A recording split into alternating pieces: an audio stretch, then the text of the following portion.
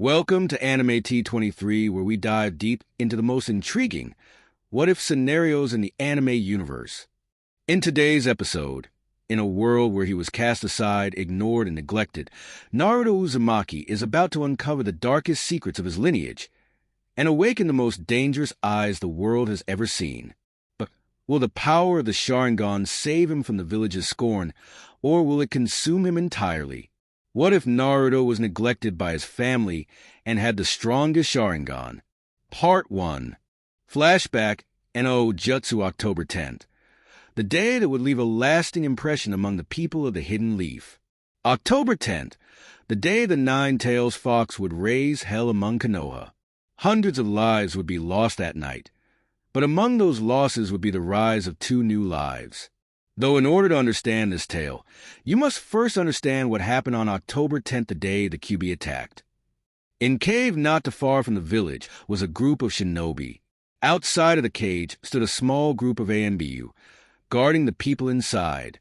Inside the cave was a red-headed woman, who was known as Kushina Namikaze, and to a selected few the second Jinchuriki of the Nine-Tailed Fox. Kushina was in complete agony, as she was close to giving birth.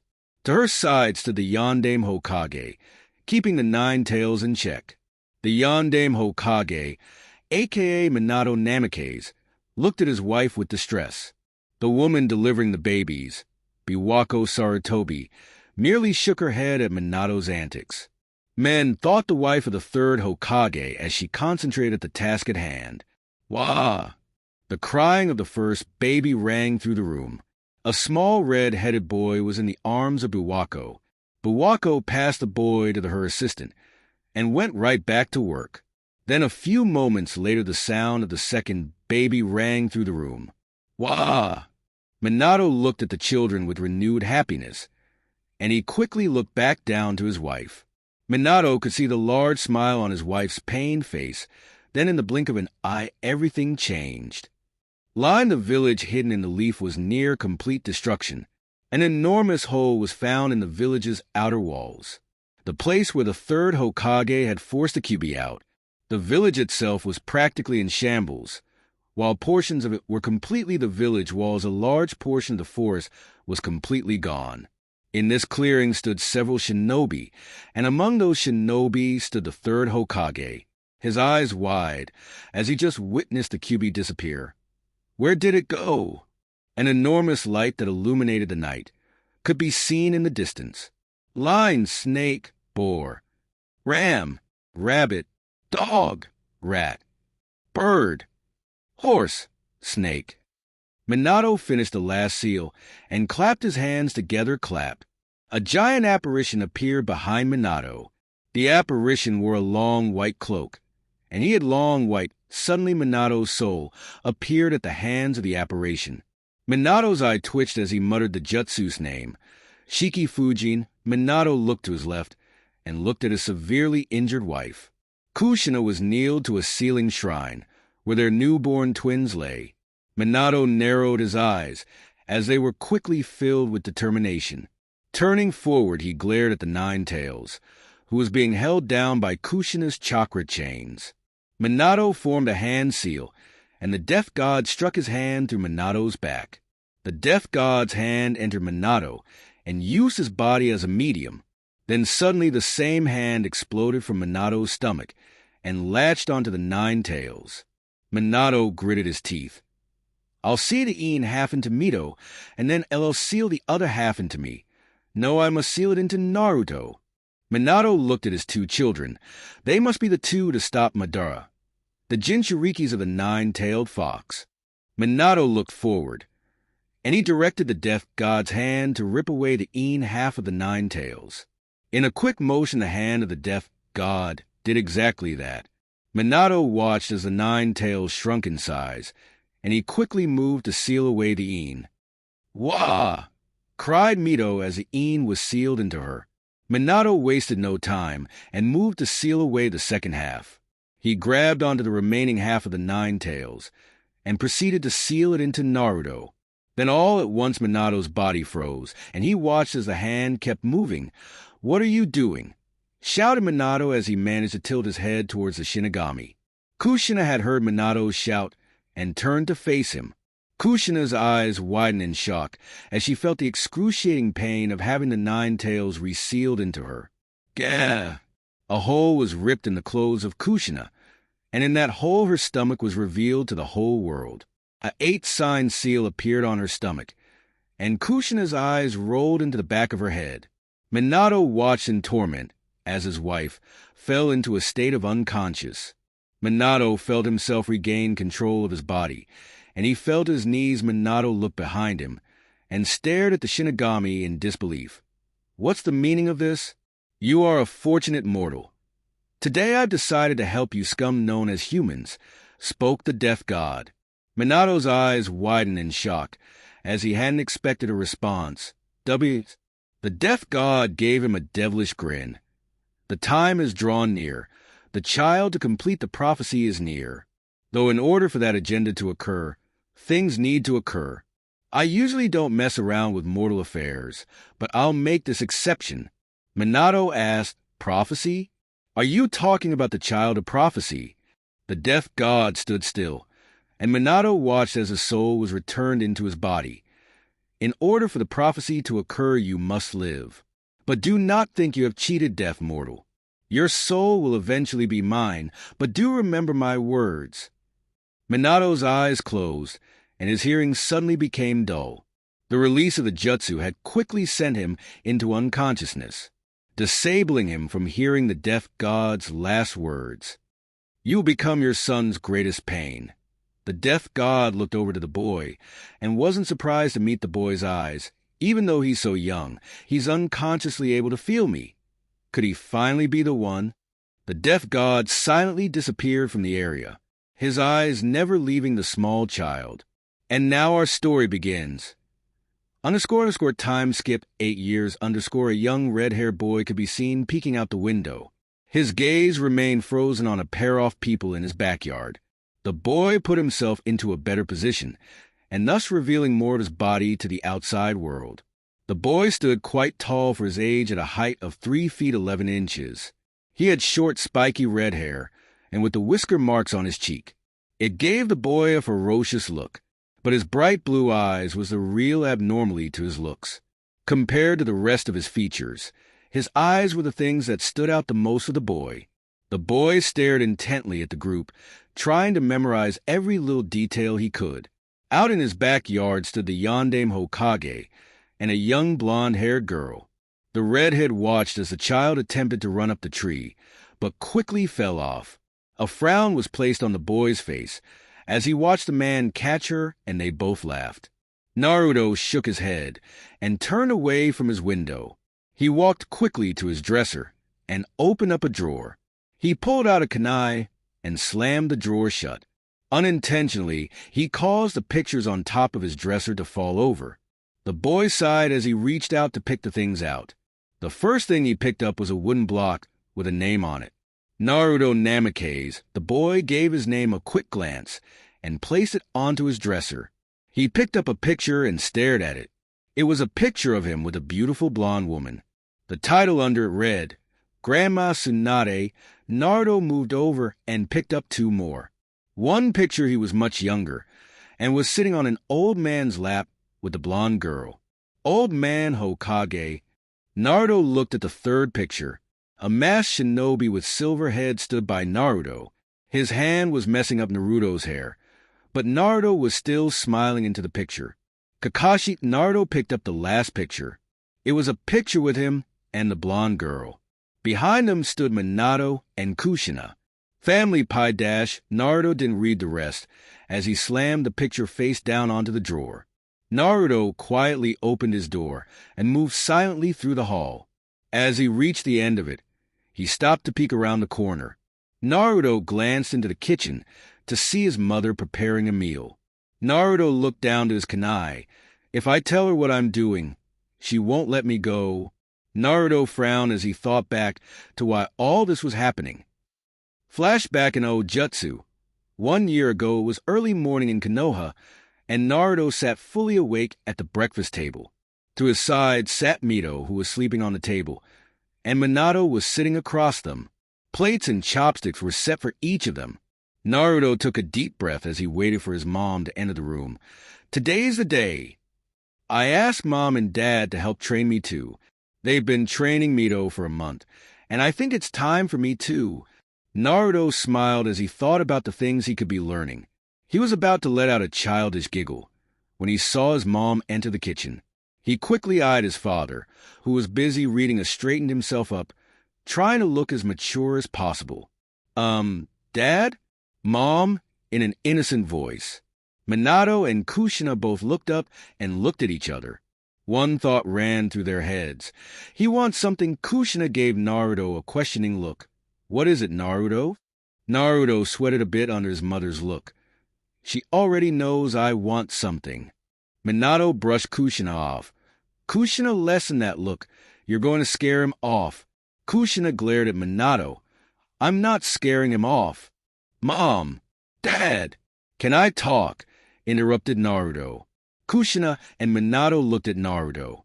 Minato smiled. What is it, Naruto? Well, I was wondering. Naruto twirled his fingers a bit. If you could start teaching me the ninja arts like Mito. Mito was suddenly wide awake and listened to Naruto's conversation. Kushina and Minato both rose an eyebrow. Minato gave Naruto a patient look. Naruto, we've already told you why I started training Mito early. Naruto nodded. It's because she's the Nine-Tails Jinchuriki, and she needs extra help controlling her chakra. Naruto looked up with determination. I know that, but I promise I won't be a burden.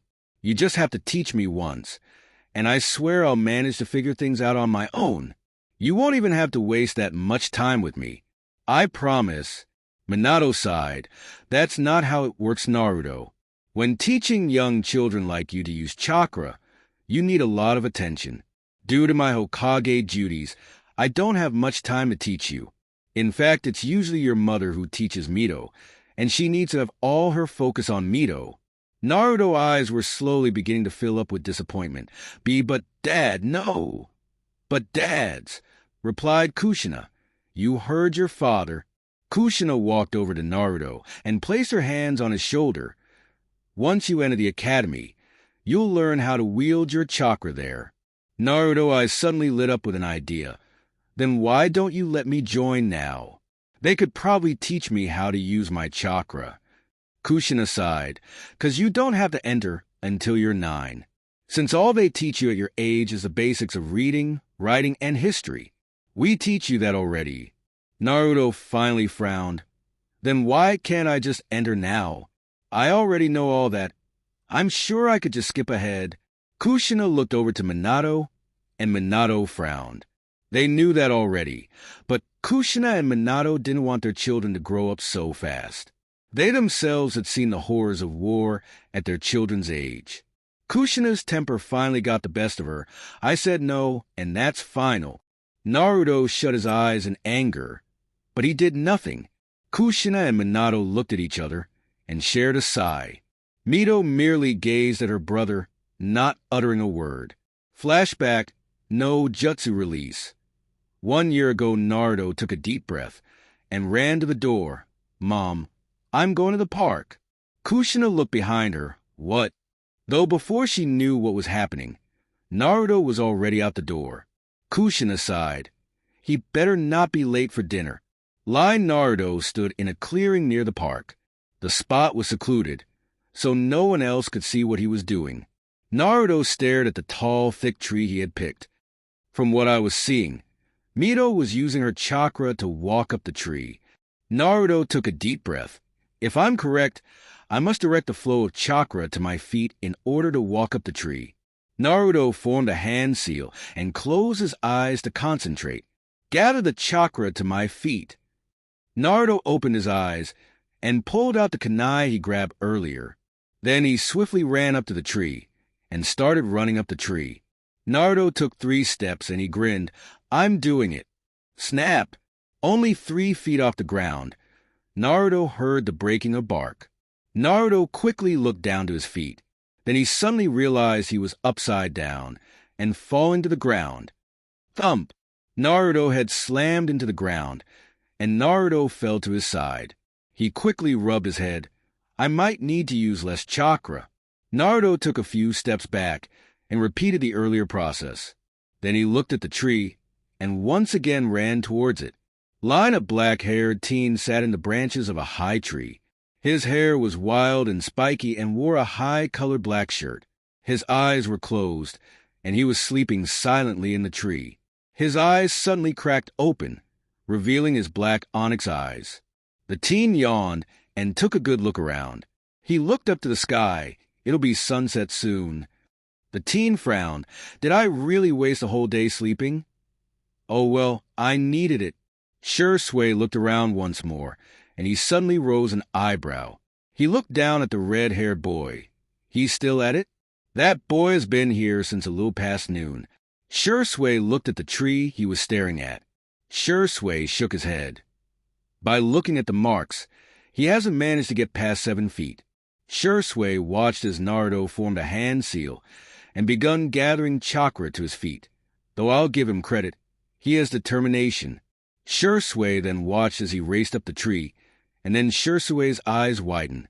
He watched as he flew past the 7 feet mark and smoothly ran up halfway the tree, where several markings gone unnoticed by Shisui were. Naruto ran a few more steps before he marked his spot and jumped off. Naruto landed on the ground smoothly, but out of nowhere he stumbled backwards and fell to his knees. Naruto suddenly let out a big grin as he attempted to catch his breath. Shisui couldn't help but grin as well. What an impressive brat. That's better than most genin do in A. Weak. Shisui then scratched his chin. That red hair, though, why does it seem so familiar? Shisui was broken from his thoughts when Naruto suddenly raced up the tree once more. Naruto ran swiftly up the tree and managed to get a few steps past his mark. Naruto grabbed his kunai and attempted to mark his spot. The kunai cut deeply into the tree, but it was suddenly caught in it. Naruto's eyes widened in shock, and he lost total balance of his body. With no control of his body, he plummeted to the ground. As Naruto fell to the ground, Shisui's eyes widened, realizing who exactly Naruto was, the Yandame's son.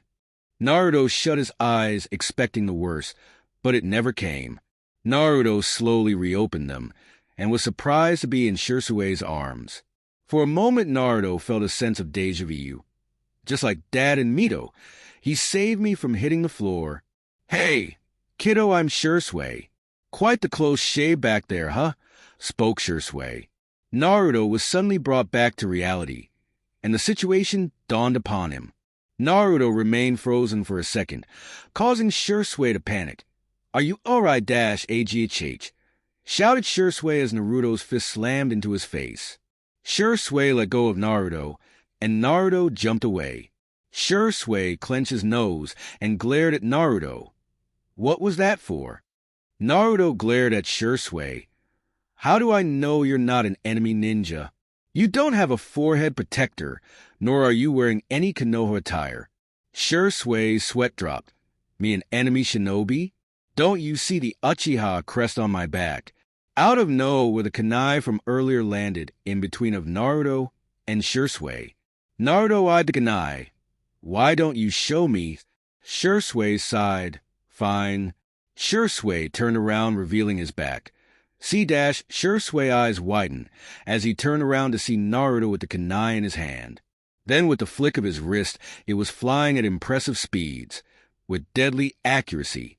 Shisui was impressed. Even his throwing is quite refined. Then Shisui caught the blade with his bare hands. Let me tell you a few things, kid. Naruto's eyes widened as he watched Shisui catch his kunai with minimal effort. First, if I was actually an enemy shinobi, I would have killed you by now. Shisui walked closer to Naruto. Second, you shouldn't attack your enemy with dull blades. That's why it got stuck in the tree earlier. Shisui suddenly activated his Sharingan. Finally, I'm a shinobi of the Hidden Leaf Village. Just because I don't have my stuff doesn't mean I'm not a shinobi of this village. Shisui tossed the blade to Naruto, and Naruto caught it. Naruto then rubbed the back of his head. I'm sorry, Shisui. It's just I'm really tired and a bit off edge. It's just no one ever comes out here, so I was surprised to see anyone here. Shisui nodded. I see. So what are you doing out here? I'm sure your father would allow you to practice in any of the training grounds. In fact, where is he? This tree climb training is usually hard to do without a teacher, and you've been doing it all day. Shisui watched as Naruto rubbed the back of his head again. About that, Shisui sighed and rubbed the back of his head. Why do I feel like I'm walking into a heap of trouble? All right, tell me the whole story. Naruto and Shisui sat at the base of Naruto's training tree. Naruto took a deep breath. And that's it. I'm out here because my parents refused to train me, so I've decided to train myself. Shisui looked over at Naruto. I don't know whether to be impressed or not. Naruto rose an eyebrow. What do you mean? Shisui rested his head across the tree. Well, from one's view it looks like you're just being a little whiny brat that doesn't want to wait another year to start playing ninja. Naruto's eyes widened in anger, and he clenched his fists. It's not that. Shisui cut him off. Or I've stumbled upon some type of prodigy. All the anger in Naruto's eyes were replaced with shock. I mean, it's completely unheard of not even academy student to nearly master this exercise in a day. Not to mention you did it by merely seeing someone else do it a few times. Praise Shisui.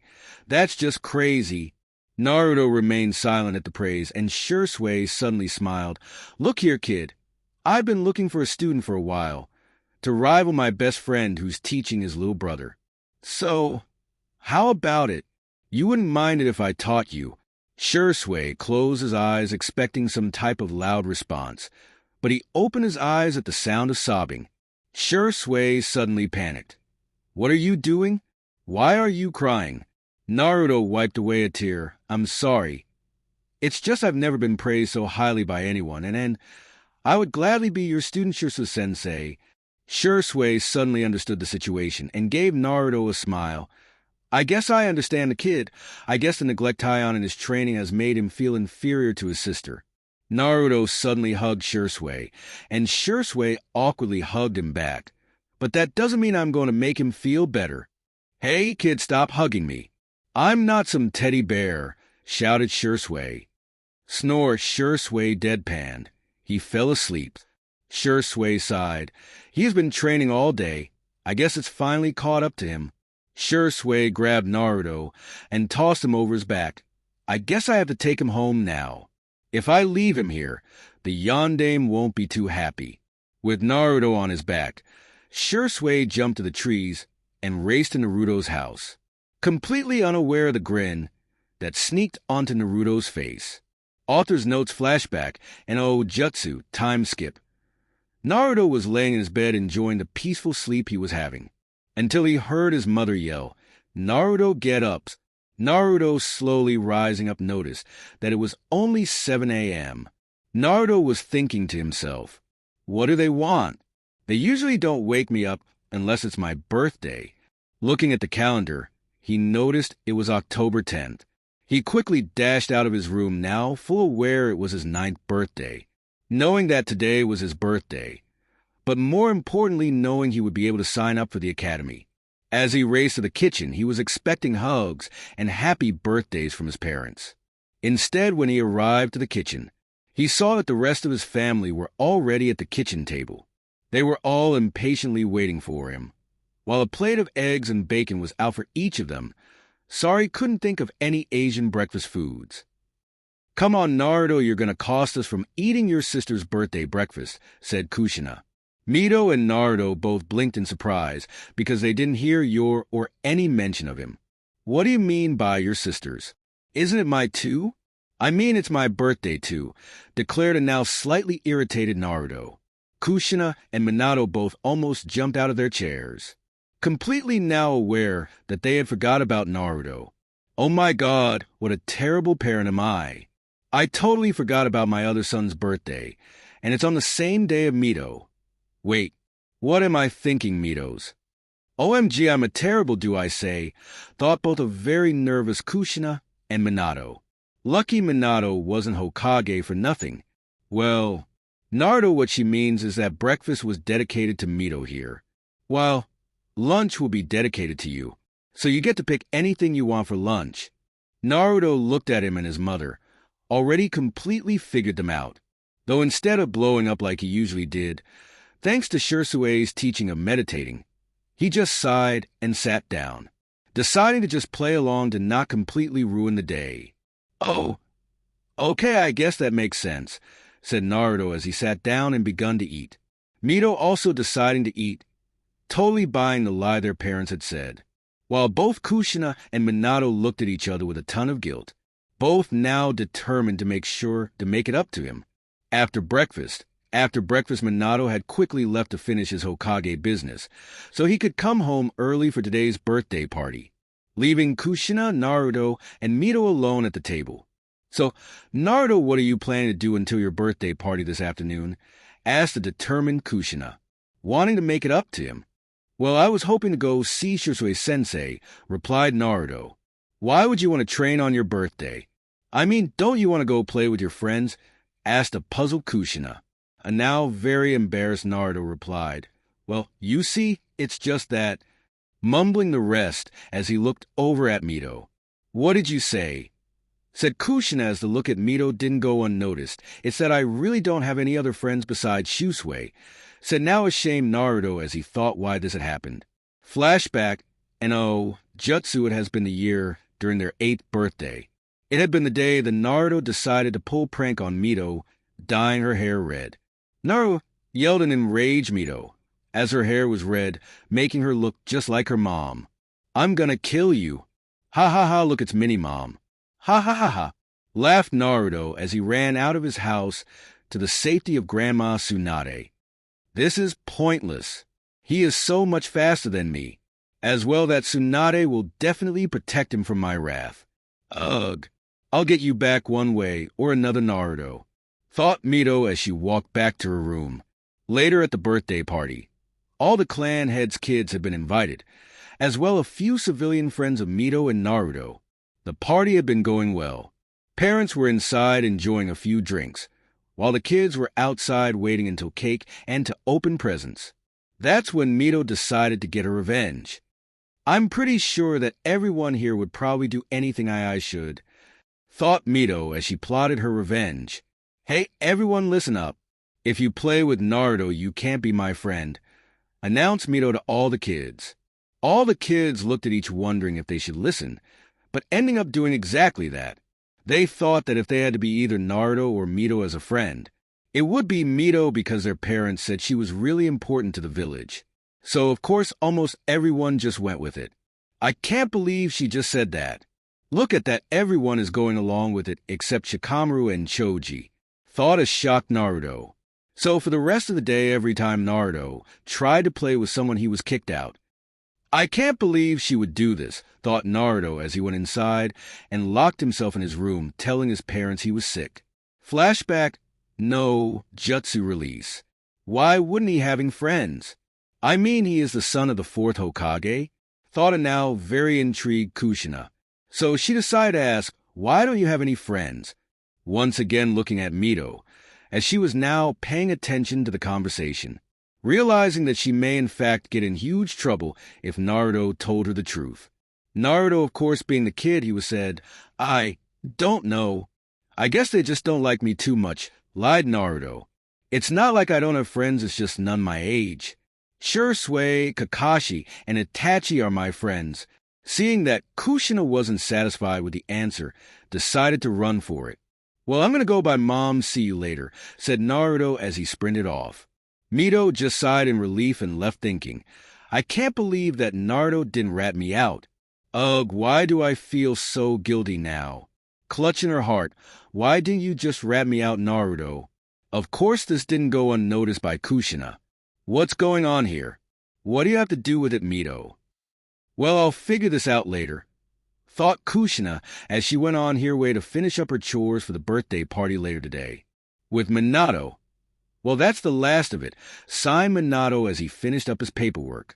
Suddenly his family picture of him and his family caught his eye. Then he formed a smile thinking how long it has been. "I can't believe that my kids are already turning 9. Looking at Mito in the picture, Mito has surely grown in her training the past year. I truly believe that you are the one that Death spoke of. She definitely had inherited his looks. The blonde hair and bright blue eyes. Yet, she is just like Kushina brash, dense, kind, loyal, and the temper. Suddenly Minato formed a sweat drop, thinking about his daughter's aggressive temper. Then he looked at his son. If his red hair didn't make him stand out enough, his bright blue sea eyes with the hair definitely did. Ironically, he was the one with the 3 whiskers on each cheek. He kind of had a mixed personality of him and Kushina. He was smart and collective like him, kind and loyal like his mom. He was worried from the reaction he received this news that Naruto saw through his white lie. That isn't what had gotten Minato so worried. It was the fact that he didn't do anything about. Just simply let it go like it was nothing. Naruto, why do I feel like you're starting to push away from us? Is it 'cause I didn't personally look after your training? Pondered Minato. No, it can't be that I heard he was very happy with Shisui as a sensei. No, it's 'cause I haven't been a great father towards him. Minato stood up from his desk and moved toward his window. As he looked out, he saw his whole village busy at work. From civilians working to get jobs done, to some ninjas enjoying a good walk. Yes, Naruto, I'm going to start spending more time with you. Starting by including you in training with your sister, thought Minato, believing he would bring his son back a bit more. I just hope you won't get too mad about tonight. With Naruto walking down the village, I can't believe they just forgot about me, thought Naruto as he slowly walked down the street toward the Uchiha compound. How could they forget that it was my birthday too? Do they not love me? This question was slowly eating away at Naruto. For a minute he wanted to say no. Of course not. It was just simply this one time. I bet it won't happen again. We just to see how the night goes. If they give me a good thought-out gift, then that will prove it. Thought Naruto as he passed a couple more shops. As he turned the corner, he arrived at the Uchiha front gates with the 2 guards. Hey, I came to see Shisui, exclaimed Naruto. We know, brat, you come here every day, replied one of the guards. Hui, I'm not a brat. Even if you do know, I still have a check in database, replied an annoyed Naruto. Whatever, brat, snickered the other guard, hoping to get a rise out of Naruto. Naruto replies, why, you son of... Better not finish that unless you want to run 100 laps around Konoha. Brat, says Shisui as he walks up to the front gate. Sensei, I'm not a brat, database, replies Naruto. I know, Naruto, just playing with you. Right, guys? Both guards nodded their heads and laughed, seeing how tormented the kid was. Come on, let's go to my house. I got something for you, says Shisui. All right, Sensei, let's go, responds Naruto, knowing he would receive a gift. Naruto and Shisui made their way towards the Shisui's apartment in the Uchiha compound. Greeted by a few people until they finally arrived, Shisui opened the door and let Naruto in. Wait here, Naruto, I'll be right back, said Shisui as he walks to his bedroom. Returning back, here you go, Naruto, this my present to you, announced Shisui. Though before you open it I have to tell you something, so listen up. Yes, sir, replied the excited Naruto. Shisui begins talking. Naruto, this is my present to you. What you're about to open is something that cost me lots of money. So take good care of it, okay? Seeing Naruto understood, he continued. The reason I'm giving you this is because I'm proud I made you my student. Even though you haven't done anything in the ninja world, you have proven to me that you are worthy of being a ninja. You have the traits of becoming a great ninja, and I'm sure you will be too. Though now I will no longer be able to train you as often as I did because I have decided to join AMBU. That doesn't mean I won't train you. It just won't be as daily as it is now. Seeing Naruto's sad face as Shisui decides to wrap up things. Naruto, you will now be joining the academy. Even though you may know most of what is expected there, I want you to stay all 3 years. Before you protest, yes, I know that you may have a chance to graduate a year early, but stay will do you good to stay with people your age. Don't want to turn out like Itachi, huh? Not allowing Naruto to say anything like Itachi is the best, though. Don't worry, though, after you graduate, my AMBU time will be done, and I'll get a chance to train you again. Now open your gift, replied Shisui. Naruto could just simply nod. He couldn't believe that he would no longer get to train with his best friend as much anymore. He opened the gift he received to find a beautiful orange-handled sword still in its sheath. He looked closer at the handle to see that there was an uzumaki swirl on one side and a konoha leaf on the other. When he took it out of the sheath, it had a beautiful black blade with an orange line cutting through it. Thanks, Shisui, don't you worry. When I come out of the academy, I will definitely look forward from learning from you again. As will I will make this sword the most famous sword in the world, exclaimed the now excited Naruto. We'll see about that, brat. You better run along and get ready for tonight. I heard your parents were throwing a big yeah, and keep working on the wind chakra exercises. Noted, Shisui. All right, thanks for everything, Sensei, answers Naruto as he runs up to him and gives him a big hug right before he leaves. Party time. The backyard was filled with a bunch of children. There was lots of music and games, though there was one kid who stuck out, and that was Naruto. He was simply just sitting on the side with Shikamaru and Choji. So, Shika, Choji ready to join the academy next week or what? Asked Naruto, what a drag. I really don't want to go, but it's better than being stuck with Mom, replied the lazy Nara. Well, I'm very excited, Naruto. I really want to become a strong ninja, exclaimed Choji as he ate away at his chips. Suddenly Kakashi popped out of nowhere. Yo! Kakashi said coolly. Kakashi, what's up? Did you come to the birthday party? Answered Naruto. Sorry, Naruto, I have a mission, and came over to give you this, said Kakashi as he handed Naruto a wrapped gift. Give me, remarked Naruto as he ripped open the present to find a mask and an orange book. What? Why did you give me this book, you pervert? He turns around to see Kakashi had already left. He looked at the book and the mask. It wouldn't hurt to read it, would it? Now let's just see what's it about. Completely forgetting about Shikamaru and Choji, he opened the book and begun to read it, blushing just after reading one random page. Now I know why Kakashi wears the mask, he thought Naruto as he looked at the mask. Suddenly Kushina had called in all the kids to eat cake and open presents. Of course Naruto and Mito got to sit at the front of the table, while the rest of the parents and kids sat in front of them. After everyone devoured the delicious cake, presents were handed out. Mito and Naruto mostly received clothes and money from most of the civilian families. From the clan families, they received some ninja tools. Kushina had decided to start to teach both Naruto and Mito about sealing, so gave them a book over it too.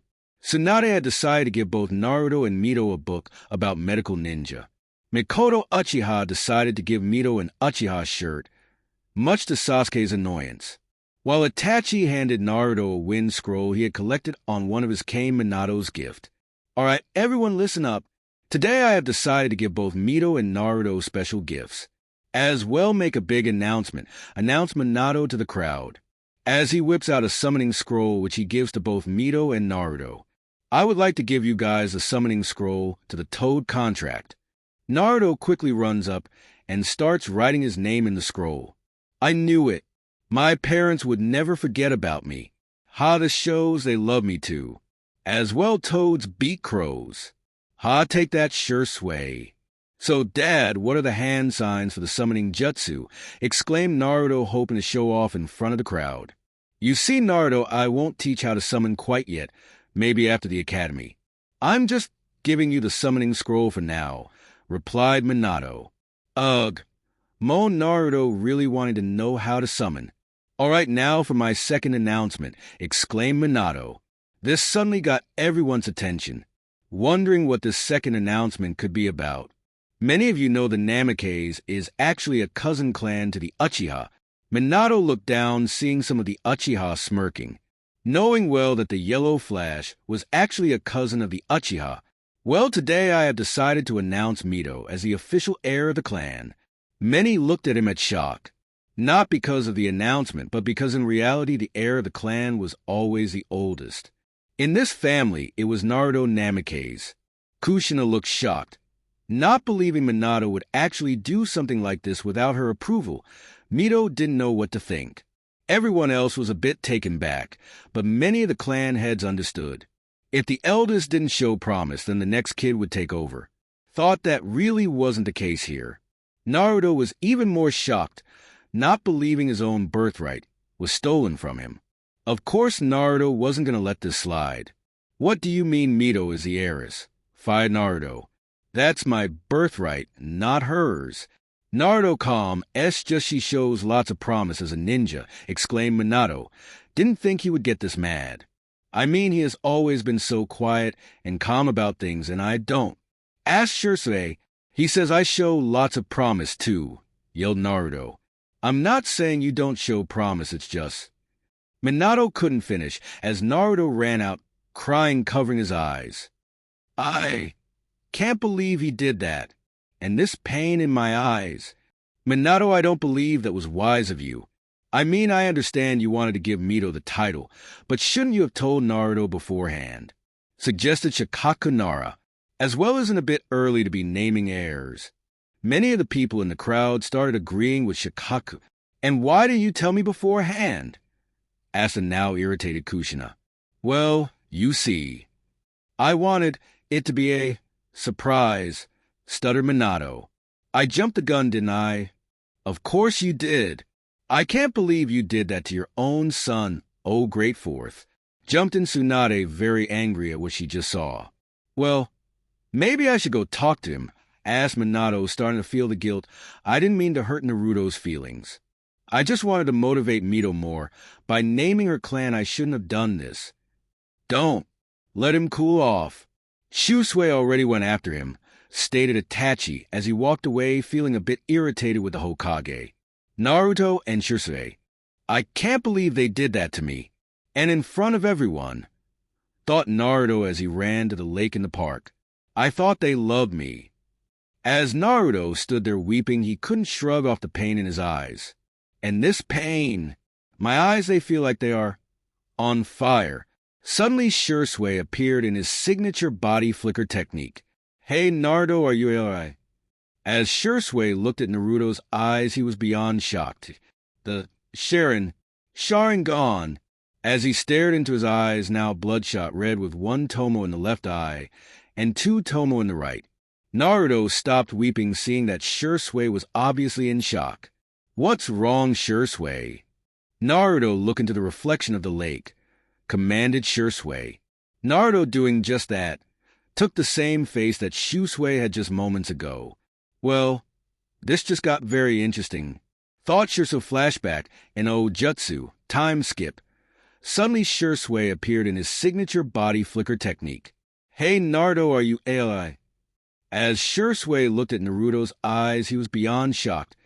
The Sharingan, as he stared into his eyes, now bloodshot red with one tomo in the left eye and two tomo in the right. Naruto stopped weeping, seeing that Shisui was obviously in shock. What's wrong, Shisui?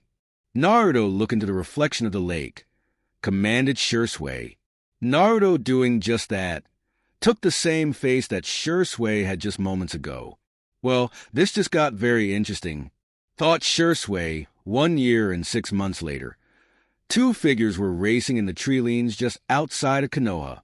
Both of them had spiky hair, yet the taller one's was black as night, while the younger one was red as blood. The taller one was wearing a traditional Umbu outfit with an uchiha symbol on the back. The short one was wearing a black and orange Uzumaki outfit, Shippuden outfit. Yet what made them pop out the most was those red eyes of theirs. Yes, these two were no other than Naruto and Shisui. It had been 1 year and 6 months since Naruto's 9th birthday. Many things had happened that day. Whether it was for the good or bad, only time will tell. Though what thing it did was activate Naruto's Sharingan. Now he had been able to activate the second tomo in his left eye. Shisui had thought best to keep this a secret from everyone else, since he knew of people who were after the power of the Sharingan and would do anything to get it, Danzo, He decided to continue to train Naruto just like he had been doing, except now he could teach him his Sharingan tricks. As well, he told Naruto that if he ever wanted, he could tell his parents, though Naruto decided to keep it to himself. So, now we're here with Naruto and Shisui racing through the treetops. Suddenly, Shisui pulls out several kunai, and throws them at Naruto. Naruto quickly dodged, or blocked those thrown at him. Not allowing him time to think, Shisui engages him in taijutsu. Shisui easily forces Naruto into defense. Crap, I can't beat Shisui in taijutsu. I need to get some distance, thought Naruto as he tried to get as much distance as possible. Though Shisui won't let him have it, knowing exactly what he was trying to do. Though Naruto had tricks up his own sleeve. Pulling out a smoke bomb, he exploded it, blinding him both and Shisui. Shisui, believing Naruto would try to get some distance this way, jumped out of the smoke. Though that's exactly what Naruto was hoping. He didn't jump out of the where Shisui jumped. He used a widespread jutsu to force him right where he wanted him. Covered by the smoke, he started to wield some hand signs. Wind release. Vacuum sphere. As Shisui jumped out of the smoke, he looked around for Naruto. Where'd he go? Though at the corner of his eye he was able to catch the small blasts of wind chakra shot at him. Not bad, Naruto. Use the smoke screen to force me out, while you stay in, and indeed, though not clever enough, thought Shisui as he easily dodged the attack, and landed on a branch. Though as soon as he landed, a wire was set off. The trap tied Shisui to the tree. Naruto, seeing his plan had worked, he jumped out of the smoke, and near the tree where Shisui was. I win, sensei, exclaimed Naruto, finally able to trap Shisui. So, you made this trap while we were engaged in taijutsu, correct? Seeing Naruto nod, he continued. As well, the smoke was to force me out into the using wide-range attack to force right onto this branch. Naruto just grinned, though suddenly so did Shisui. Too bad I saw right through it. Then suddenly Naruto saw black, and what looked like two pairs of Sharingan eyes. As soon as it disappeared, he realized he was the one tied to the tree. What? But how? Genjutsu. This genjutsu allows you to manipulate the enemy into doing what they want to do to you. As well, you can turn someone else's genjutsu against them. Though usually it takes some hand signs, and the opponent to look into the user's Sharingan. Though I've mastered it to the point where I don't need hand signs. It's called the Sharingan Mirage Genjutsu, grinned Shisui. The moment before you set the smoke, I caught you under it, making you jump out of the smoke. Then I simply threw some shuriken and made you dodge, so the plan would have worked if it was anyone else. Naruto just stared at awe. He couldn't believe how powerful that genjutsu enough that his Sharingan didn't detect he only had 2 tomo. Will I be learning that? Asked Naruto. Yeah, of course. The reason I showed you was because I would be teaching it to you tomorrow, exclaimed Shisui as he untied Naruto. Dang it, sensei. I thought I had you this time, Databeo, cried out Naruto. Naruto, take it easy, I'm an umbu. It take years before you catch up, responded Shisui, though seeing he wasn't completely satisfied. As well, that was some high genin level strategy right there. I mean, I don't think even some Chunin could think that off, praised Shisui. Naruto just looked up and smiled. You're right, Shisui. How about some ramen? I'm sorry I can't. Naruto got to get back to some. Here is some money. Go get yourself some. See you tomorrow. Though come early since you're going to learn that and stop skipping classes, explained Shisui as he disappeared in his usual body flicker technique. Whatever. Ichiraku ramen, here I come, exclaimed Naruto as he left in his own body flicker technique, which consisted of a swirl of leaves. Ichiraku ramen stand. Naruto appeared right outside of the stand. Quickly going in, he sat down, and as usual was 2 people in the back. An aged man and his young daughter no older than 15. Old man, get me 2 bowls of miso ramen, exclaimed Naruto. You got it, Naruto.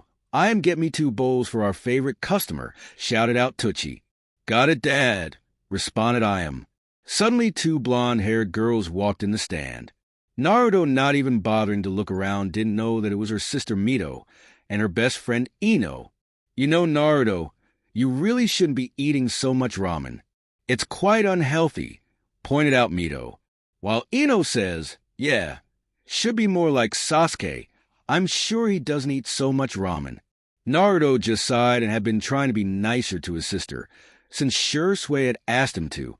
Flashback, no jutsu. It had been a few days after his birthday. Just 2 days ago, Shisui had picked up his training after the academy at full speed. After the academy, Naruto would come here for 2 hours. First hour would be spent on perfecting the basics, such as chakra control, elemental control, and wielding his weapons, such as the blade he hadn't been able to name. Then the next hour they would work on taijutsu, ninjutsu, jinjutsu, and the Sharingan, though it was more with the Sharingan than anything else. Though today was the day Shisui decided to give Naruto a talk. He's been getting a lot colder since what happened at his birthday.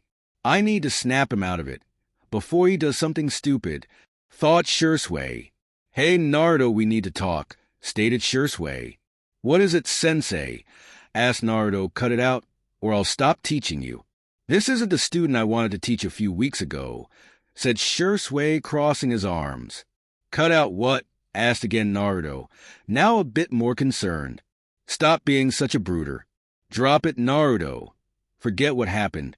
If you continue the way you are, you're just going to regret everything you and forget, said Shisui. But Shisui, you just don't understand. You have no idea how it feels like to always be overlooked, simply ignored for your sister, even though you try so hard to get their attention. You have no idea. I mean, I don't care about being the heir. It's just because they ignored me again, yelled back Naruto. Shisui just pinched his nose. Yes, Naruto, in fact, I do. Naruto just stared at him confusedly. What do you mean? You know Itachi, right? Well, Itachi has always been considered a genius like no other, even in the Uchiha clan. Well, as young children, my parents had always asked why I couldn't be more like him.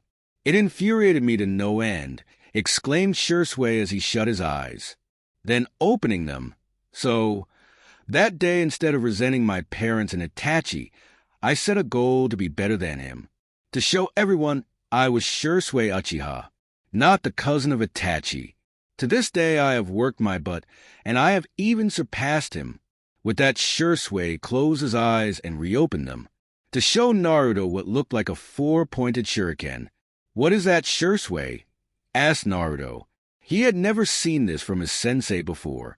This Naruto is the highest level of the Sharingan, the Mangekyo Sharingan. With this eyes, I can achieve visual prowess behind the normal Sharingan, though I won't show you because it's kind of a double-edged sword. I have genjutsu special to only these types of eyes. A genjutsu known as Koto Amatsukami. With this genjutsu, I can implant false memories into one's brain and manipulate them however I want. Another one would be Tsukuyami, the most powerful genjutsu known to man. With this, I can trap one into an unbreakable genjutsu in which I control everything for 48 hours, when in reality it would only be 3 seconds. This something not achieved since Madara and Izuna Uchiha. Though there is more than just genjutsu, explained Shisui. Naruto just stood in awe. A genjutsu that controls another person, space and time itself, still has more abilities. But how do you achieve these abilities? Asked Naruto. Shisui just sighed. There is 2 ways in one may unlock the Mangekyo Sharingan. The first and most common way would be to kill the closest person to you. The wind blowed loud, as an eerie silence took over both of them. Of course there is a second way. The way I took, that is to train you to the point where it naturally evolves to the Mangekyo Sharingan. Though as I mentioned, it is a double-edged sword. The more I use it, the closer I come to losing my sight, until I'm completely become blind. While Shisui, I'm sorry I didn't know. As well, how come I've never heard of the Mangekyo Sharingan if it's so powerful? Asked Naruto. Well, you see, Naruto, there's reason it isn't known. The reason is because the Mangekyo Sharingan is very difficult to achieve. Only maybe 5 people before me have actually activated it. As well, I'm probably the only one who has achieved it through hard work alone. Everyone else has activated it by killing the closest person they have, replied Shisui. That's why it's a clan secret. If everyone knew, there would be clansmen killing left and right. I see, but why are you telling me this? Asked Naruto. It's because I want you to completely forgive your parents. I understand how it feels to be overlooked, though don't allow to turn into a shallow person. You still have Tsunade, Kakashi, Itachi, me, and many other people, right? You should even include your parents, because one day you will show them who Naruto is. In fact, once you graduate, you really don't have to be a Namikaze. You can change your surname to Uzumaki, a clan of friendship. That's why I put its symbol on your sword, said Shisui, pointing to his orange-handled sword. Naruto's eyes just widened. You're right, Shisui. I'm not just a Hokage's son or Mito's brother. I'm the Naruto Nano Uzumaki, and I'll be the second person ever to unlock the Mangekyo Sharingan with sheer effort alone. Then I'll show every databeo. Good. Then stop being so cold to your family. I don't expect you to be friends with your parents, but actually respond to them nicely. As for your sister, try to be friends with her. I mean, it really isn't her fault. She probably didn't even know about the whole Eris thing. Finished Shisui. Yes, sir, said Naruto. Shisui's right. I should at least show some manners. As well, I guess his point about Mito. Shisui just gave Naruto a smile. Naruto, I believe that you can achieve greatness beyond those of Madara, yet instead be more like Hiroshima. The reason is because if my research is correct, once you unlock the Mangekyo Sharingan, you won't suffer the curse. You won't need a transplant to achieve eternal light, because Naruto, you hold both Senju and Uchiha blood. It will be need for the times ahead. Suddenly, Shisui's smile faded. He watched Naruto begun his warm-ups. Especially if the clan goes ahead with the coup d'etat, as well that orange mask guy Itachi encountered lurking around. He seems a man that will become very dangerous. I just hope you're strong enough to endure it. If I'm not around, sadly thought Shisui. Flashback. No, Jutsu release. Even though he has had some success with his sister, he really didn't like some of her friends, especially Ino. Even though she has shown some traits he likes, like loyalty to a friend. She was so bossy and obsessed with Sasuke. He thought Sasuke was okay, just not a god. Whatever, I can still beat him in a spar, said Naruto, hoping to get a rise out of Ino. Mito just sighed. Even though she was grateful Naruto was talking to her more, she still couldn't stand his prankster ways. Whatever, Naruto, you're such a loser, screamed Ino. Did you say something, Ino? Coolly replied Naruto. Kakashi would be proud. Ino just fell on her face, and Mito just sweat dropped. So, Mito wants some ramen. Shisui gave me some extra money today. Asked Naruto. No, I just passed by to tell you not to eat so much. Let's go, Ino. We should meet up with Hinata, answered, quickly recovered, and gave Naruto a glare. With that, the two blonde-haired friends left. Naruto just sighed. Even though he really hated Ino, he wished he had a friend like that. Friends that were always by your side. Even though Shisui was his best friend, he was always on missions. As well, he was like 5 years older. Naruto just finished his food and went home. He really felt lonely. Next day, Naruto was walking home. He had just finished the academy for the day. Even though Shisui told him to be there early, he was in no rush to get home. Today he decided to pull a prank on his unfavorite teacher Mizuki. Naruto didn't know why, he just didn't get good vibes from him. He was always staring at his sister, like she was a prize. Even though he didn't entirely love Mito, that doesn't mean he was going to let some guy stare at her. Yes, he had sent him packing to hospital. His prank had consisted of paint balloons, and Ninja had tripped him up and sent him head first into the wall. Knocked out conscious, the class was dismissed early except for Naruto, who had been punished by scrubbing off the paint in the room. If his mom found out he was so getting yelled at again, he continued to walk. He was on the edge of there was a trail right through the middle of the small area of trees. As he walked his way through, he heard some commotion. Deciding to check things out, he headed to see what it was. As he checked it out, he noticed it was 3 bullies surrounding a kneeling girl with lavender hair. As he took a closer look, he noticed it was one of Mito's friends. Haida? Tenta? Hinata. That's it. Having had enough of this, he decided to intervene. As soon as the bullies tried to throw a punch, he quickly got in front of it and caught it. Don't you think it's a little rude to pick on a lady? Asked Naruto. What's it to you? Asked one of the bullies. Who are you anyways? Hey guys, it's Mito's brother. My mother said he was a loser son of the Hokage, stated one. What you gonna do, tell your dad, the Hokage? Taunted one of the bullies. A tick mark appeared on his forehead. He couldn't believe people were saying he was loser. I beat you all to the ground, Databeo.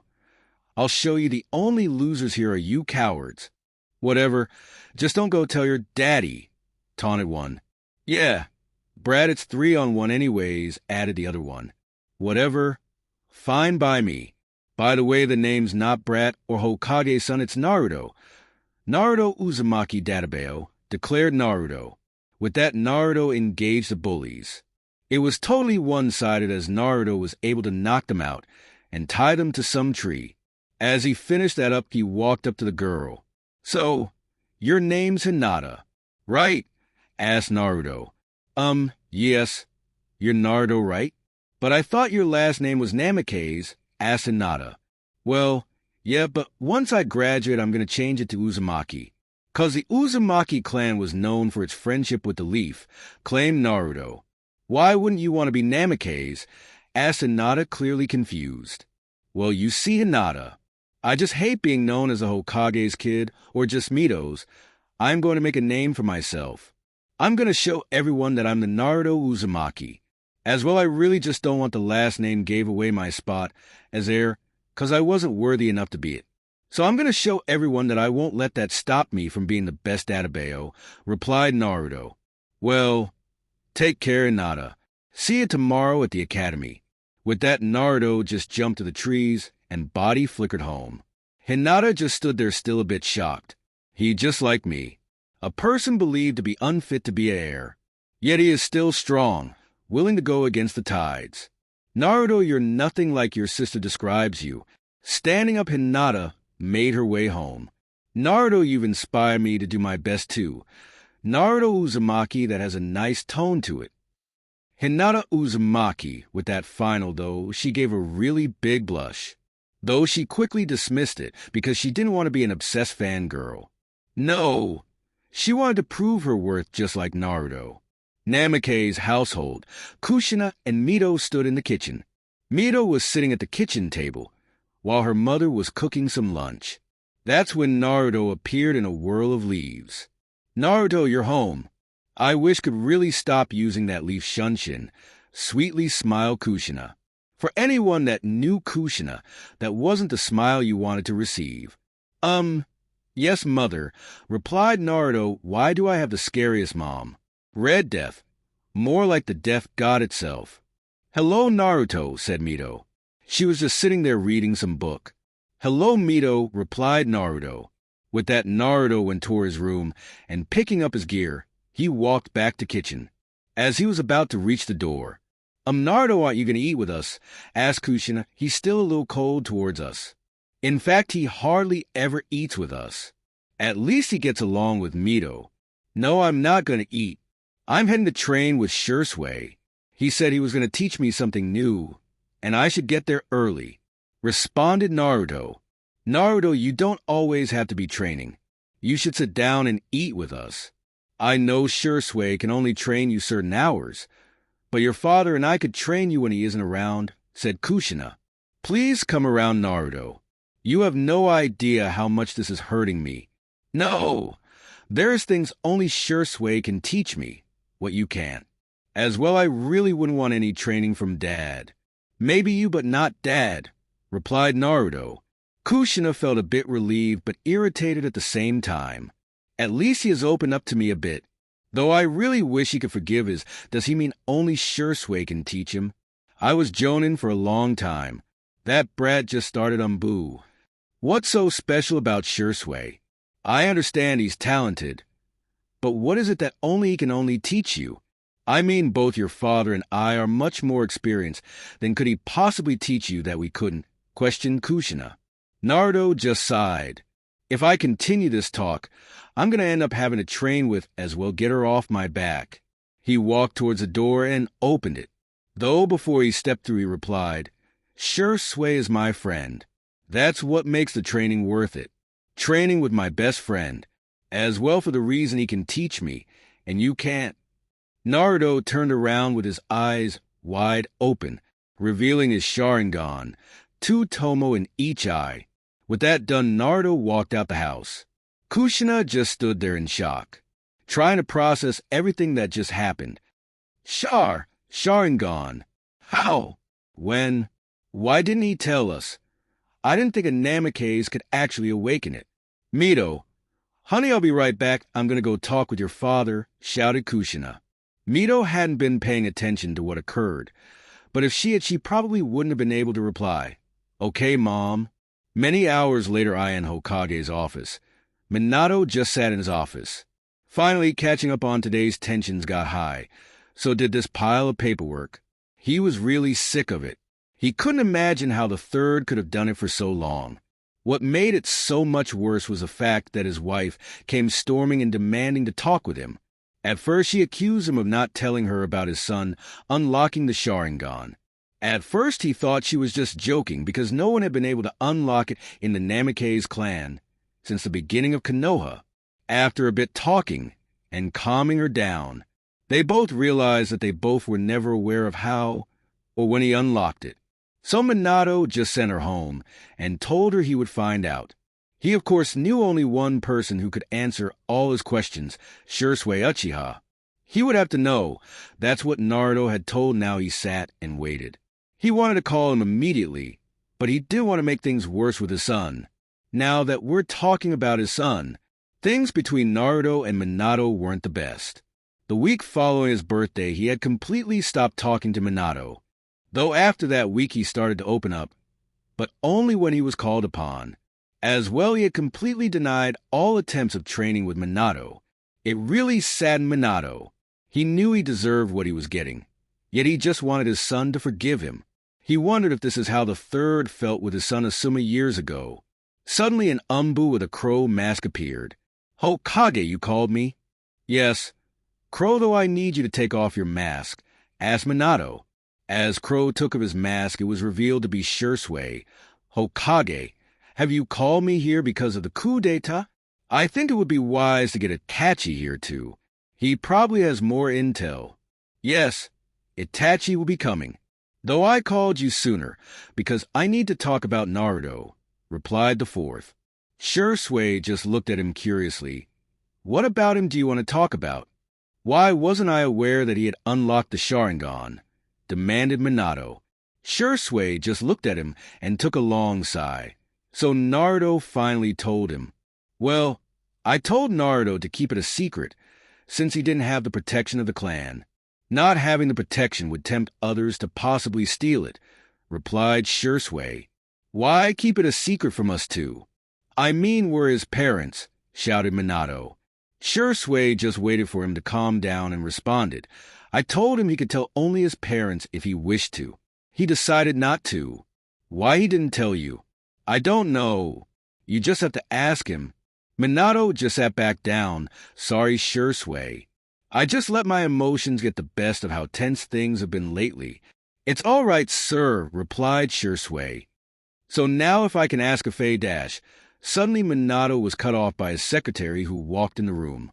Sir, the elders and the Umbu member you requested are waiting in the meeting room. Minato just nodded. I guess we have to finish this some other. Esco, the current situation is much more important than this at the moment. Though I expect you to answer my questions afterwards. All right, let's go, said Shisui. With that, Shisui and the fourth Hokage made their way to the meeting room. Meeting room. The four elders, Hiruzen, Danzo, Hamura, Kohara. The fourth Hokage sat at a desk. In front of them stood two kneeling Umbu, Shisui and Itachi. Itachi and Shisui had just finished giving them the whole scoop of the coup d'etat. So, that's the last of it. They plan to commence the attack tomorrow. As former Hokage just pinched his nose. If the Uchiha are planning this coup d'etat, I believe the only way to resolve this is to label them as traitors, offered Hamura. Yes, it's too late not to judge them. We must act now before it's too late, pitched in Kohara. If we join up with A and BU Black's ops, it shouldn't be too hard. Though we would also have to take out all the children, concluded Danzo. Though he really wanted to get rid of the Uchiha for his own reasons. Enough! We shouldn't be talking about the uchiha like this in front of Shisui and Itachi, demanded the third.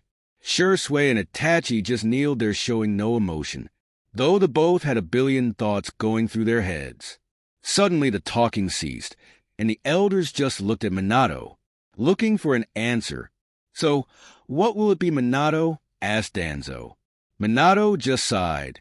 He couldn't believe that his cousin clan was thinking about revolting. "If I don't take care of this problem, it could very well start the fourth great ninja war." "Shisui, you said you had a genjutsu that could temporarily control one, right?" asked Minato. Shisui just nodded his head. "All right, I want you to use this genjutsu to buy me some time. Just one day would be enough. I'm going to try to reach a compromise with the Uchiha first. Start your mission, dismiss both of well with this meeting," finished Minato as he got up and walked out. As well, both Shisui and Itachi left. Meanwhile, Danzo had secretly signaled his route to commence their own operations, then made his way to go find Itachi. As he left the room, a little smirk left his face. "If everything goes right, I won't just have a Mangekyo Sharingan, but also all the Sharingan left in the wreckage." Many hours later, Naruto was peacefully sleeping in his room, when suddenly the peace of the night was disturbed by the pecking of a window. As Naruto slowly woke up, what could be making this noise? Though looking up to his window, he noticed a black crow with a scroll in its beak. Shisui-sensei's summoning crow? What's it doing here? Opening the window, he allowed the crow to fly into his room. The crow took a lap around his room and landed onto his shoulder. Naruto reached for the scroll and opening it up. "Dear Naruto, meet me at the cliff right outside Training Ground 31. Come alone with your ninja gear and make sure you're not followed. As well, bring the crow with you. You'll need it." Shisui, wonder what's this for? Naruto pondered for an answer and couldn't come up with anything. Putting on his gear, he grabbed a pillow and placed a transformation on it, quickly jumping out the window. At the cliff, Naruto quietly arrived at the cliff. It had taken him a while. Since he had run into an A and B a while of running around, he had finally gotten around. As he arrived at the scene, he saw there was no one here. Looking around, he noticed that he actually was alone. Closing his eyes, he allowed his thoughts to take over. Wonder what's up with Shisui. He was a bit jittery today. As well, he is never late. Suddenly, he heard a branch twitch. Quickly opening his eyes and activating his Sharingan, he turned around to see a barrage of kunai. Quickly using his eyes to his advantage, he grabbed the lead kunai and proceeded to dodge and block the rest. Suddenly, the man attacking him appeared and tried to go for a killing blow. Naruto quickly dodged and knocked him backwards. Now that Naruto had a better look, the man was bloody and had a plain AMBU mask on. Quickly deciding to end this, Naruto reached for his own kunai and chucked it at him. Unsheathing his sword, he was able to add wind and engage him in Kenjutsu. After a while of fighting, Naruto cast Genjutsu on his sword. He made the sword look faster than it actually was. Naruto quickly got the advantage, then stabbing him through a vital spot in the stomach. As he looked into the eyes of the mask, he noted one of his eyes were missing. As well, the single black eye looked quite familiar. Pulling out the sword, the person coughed and stumbled back into a tree. He was just sitting at the tree as blood poured out of his, didn't think it was possible. But he looked worse than feeling a bit sick. He still proceeded to question the man. "Who are you? Why did you attack me? How did you know I would be here?" asked Naruto. I hope Shisui wasn't taken down by him. By the looks of it, this man looks like he has already been through one battle. The man just continued to cough and sat there. Naruto, having enough, he reached for his mask. "If you won't talk, I'll just unmask you here and now." As Naruto took off his mask, it revealed to be a man missing his left eye. As Naruto took a closer look, he stumbled back, eyes filled with shock, his hands shaking. "Teacheries. N-O, way, Shisui. B-U-T-Y. Shisui just looked at Naruto impassively. "I had to cough test you to make sure you could go through with killing. I probably won't be around." As you can see, my left eye is gone. Naruto just stood there in shock. I'm sorry why I didn't know it was you. Shisui, we can get you to Tsunade to save you. She can save you. She's the best. Don't worry, just rest. No, it's too late. You need to know the truth. Wheezed Shisui. Naruto begun to let tears fall out. He couldn't believe he had just stabbed his best friend. You need to know what happened to me. Naruto just stood there, face completely in shock, and tears pouring. He still managed to nod. Shisui, seeing this, started his story. Naruto, you have to know that the Uchiha clan was planning a coup d'etat. But why? The Uchiha clan had always been respected in the village, asked Naruto. Things aren't always as they seem. They weren't liking the way they were being. Many blamed them for the attack on the Nine Tails 10.5 years ago. They were blamed since an orange-masked Uchiha claiming to be Madara was behind it, replied Shisui. What? But father said it was a natural disaster. That childbirth had weakened Mother's seal and had allowed half of the Nine Tails' power to escape, stated Naruto. That wasn't the truth. That what was told to the civilians. To the ninja, everyone was told that an orange-masked Uchiha claiming to be Madara was behind it, replied Shisui. Now stop asking questions, and allow me to finish I don't have much time. Naruto just nodded and let him continue. So anyways, me and Itachi acted as double agents for the Leaf. We were ordered by the Uchiha clan to join the MBU and spy for them. Though in reality, we were spying for the Leaf ****.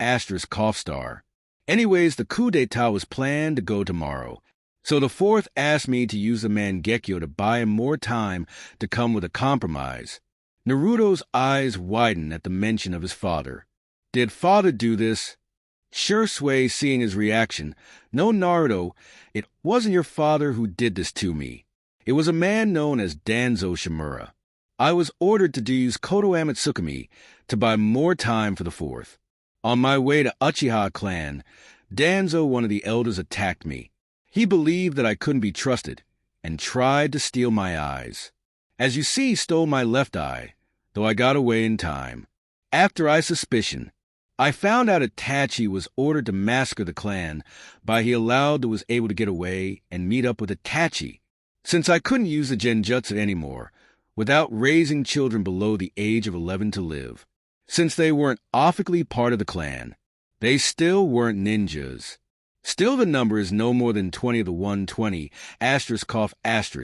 This was only guaranteed if Itachi took complete blame and left to become a rogue ninja. Then he would join any mercenary groups that may pose a threat. Naruto's eyes widened in shock. Massacre the Uchiha clan. Father would never allow it. Even if he is ignorant, he would never kill his own blood. What? Father would never allow this. Naruto, you don't understand. If the coup d'etat would have happened, then it would have started a civil war. If a civil war occurred, many nations would try to invade Konoha, thus starting the fourth great ninja, causing meaningless death once again. Thankfully, Itachi was allowed to let all the children under the age of 11 live.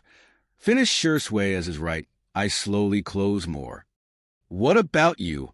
I mean, you helped the Leaf, screamed Naruto. Naruto, the moment Danzo stole my I was as good as dead. If I returned, he would kill me to hide the truth. As well, I have no proof it was my word against his. He is the man I warned you about. The man that would try to steal your eyes because you weren't part of the clan, explained Shisui. Naruto's breathing got heavier and heavier. He just couldn't handle all this information at once. Butwhy. Why will you? Have me stab you. Why? Asked Naruto, clutching his eyes. It was I would rather die at your hands than my own. Shisui coughed, proceeding to move his hand towards his right eye. He yanked out his last eye. Then, grabbing the bird, he begun to transplant his last eye into the bird. As well, I only trust you with my last eye. With that, Shisui formed a hand sign and pressed it on Naruto's left arm. This is a summoning you have to do is swipe some blood on it, and use the summoning technique with your left hand. Since you already have one with your right, the crows have agreed to this, so don't worry. This is where I'll place the crow with my right eye that I guess this is at Naruto. Slowly standing up, Shisui proceeded to get to the hole in his stomach. Take care of the next generation of the uchiha. Naruto, as well you can never let anyone know the truth. Do it for the village's sake, and the name of the uchiha. The reason me and Itachi did this is so the Uchiha clan name wouldn't be tainted we wanted the next generation to believe that the Uchiha clan was a proud clan. Please look after them, since many will be left all alone. Proceeding to walk away, he stopped. You're actually fortunate that I told you the truth. I'm pretty sure Itachi lied to his brother, making him direct all his hate towards him. Though I believe that you're stronger than that. That's why I told you the truth. Don't hate your dad, or there was a choice that had to be made. Just don't trust Danzo. Shisui turns around. Naruto, I believe that you are a person that will change this world for the better. You have the blood of both the Uchiha and Senju. You are destined for greatness. If you ever unlock the Mangekyo Sharingan, head towards the Naruto shrine hidden in the Uchiha compound. Pulling out a scroll, he opened it and unsealed it, showing an even bigger back. He handed it to Naruto. In here are many of my jutsus, as well as jutsu to open the shrine. Become strong, Naruto. The future will only get worse from now on. Remember the orange masked man. He is still at large and is plotting something bad.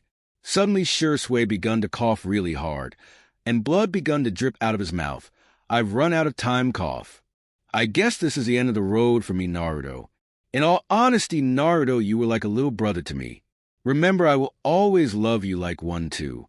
With those final words, Shisui left with his body flicker technique.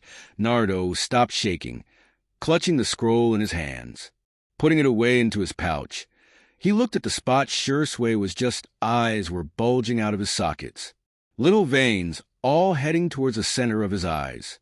Unaware to Naruto, the third tomo appeared in his eyes. Suddenly a memory appeared in the back of his brain. Flashback and jutsu, hey. Shisui, teach me a new element, please, asked Naruto. Naruto, you first should completely master wind before you tackle anything else. It's only natural since you're only in the academy, replied Shisui. Before Naruto could retort, and no, Naruto, you may not graduate early. I already told you try to make more friends besides Shikamaru and Choji. It'll do you good. Naruto just pouted. You don't think I try. Everyone just cares about Mito. Some just become my friend to get to her. Shisui just sighed and had Naruto sit down with him. Let me tell you a story, Naruto. Naruto just pouted more. I want to learn a new element and not hear some story. You'll like it. It's about how ninjutsu was started. Not many people know the truth about it, replied Shisui.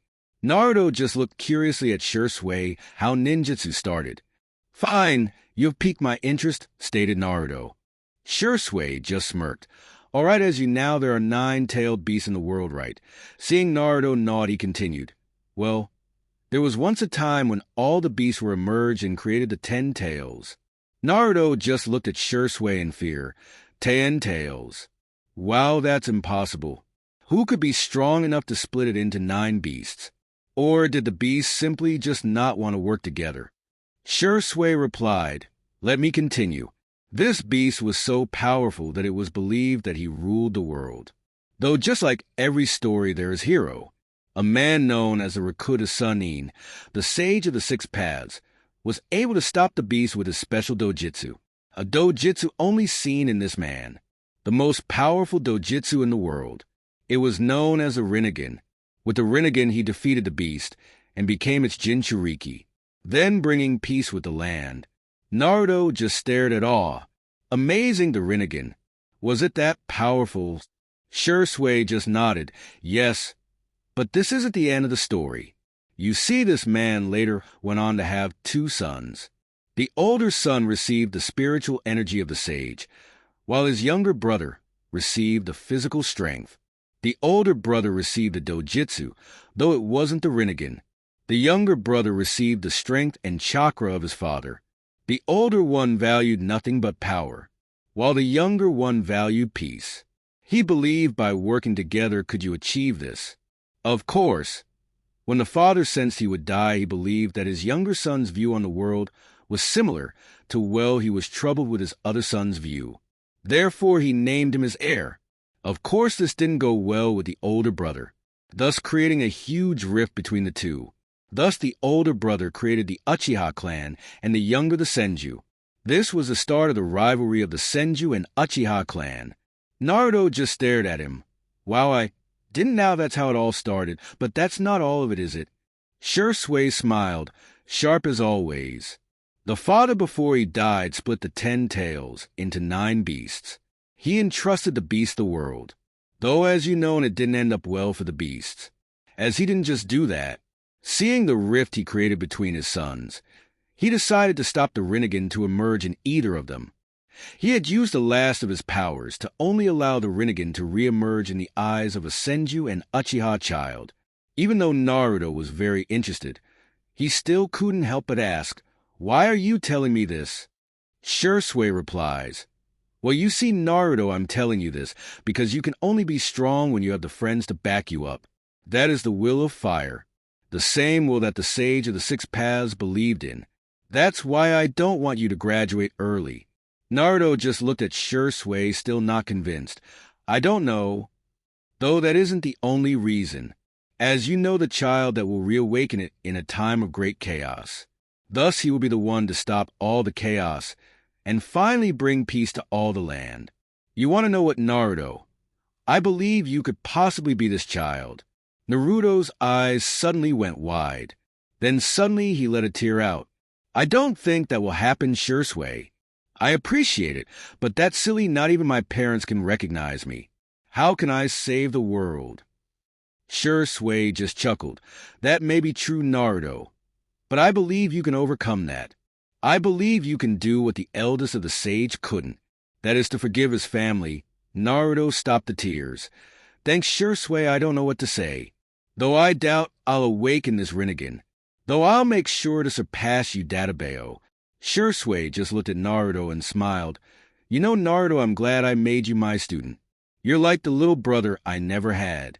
Flashback, and Jutsu release, the little brother I never had. "Remember, I will always love you like one too." These words were all that were going through his brain. Clutching his eyes, they suddenly shaped into a black 8-point rounded star, with a red ring in the middle, creating a black circle. Then between each gap of the star's points was a tomo.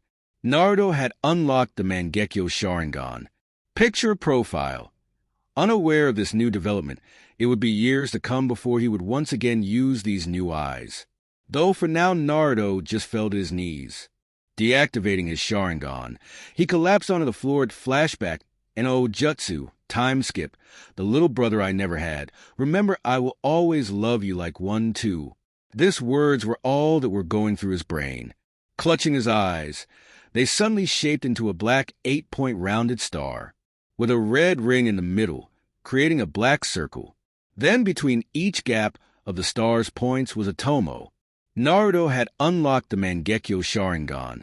Picture profile. Unaware of this new development, it would be years to come before he would once again use these new eyes. Though for now Naruto just fell to his knees. Deactivating his Sharingan, he collapsed onto the floor. Hokage's office. Minato was sitting at his desk impatiently. He had a really sour and tired face. It was probably around 11 p.m. Even though he knew staying up this late was part of the job, right now he would rather be up doing some paperwork than waiting for what he was waiting. He leaned back into his chair and sighed. "Fugaku, I will never understand why it had to come to this. I hope you can forgive me, Itachi. All I put onto your shoulders was one big burden. I hope the next generation can be the ones to change all this."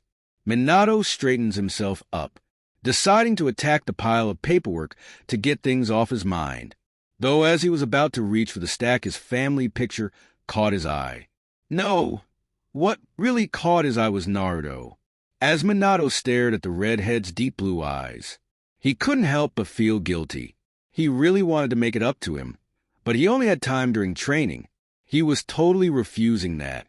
Minato just kept thinking until his thoughts came across Shisui. I need to find out what exactly happened to him. To believe he was attacked on the way there. Yet who? Itachi looked like he wasn't going to say more, but I have an idea who it was. Danzo.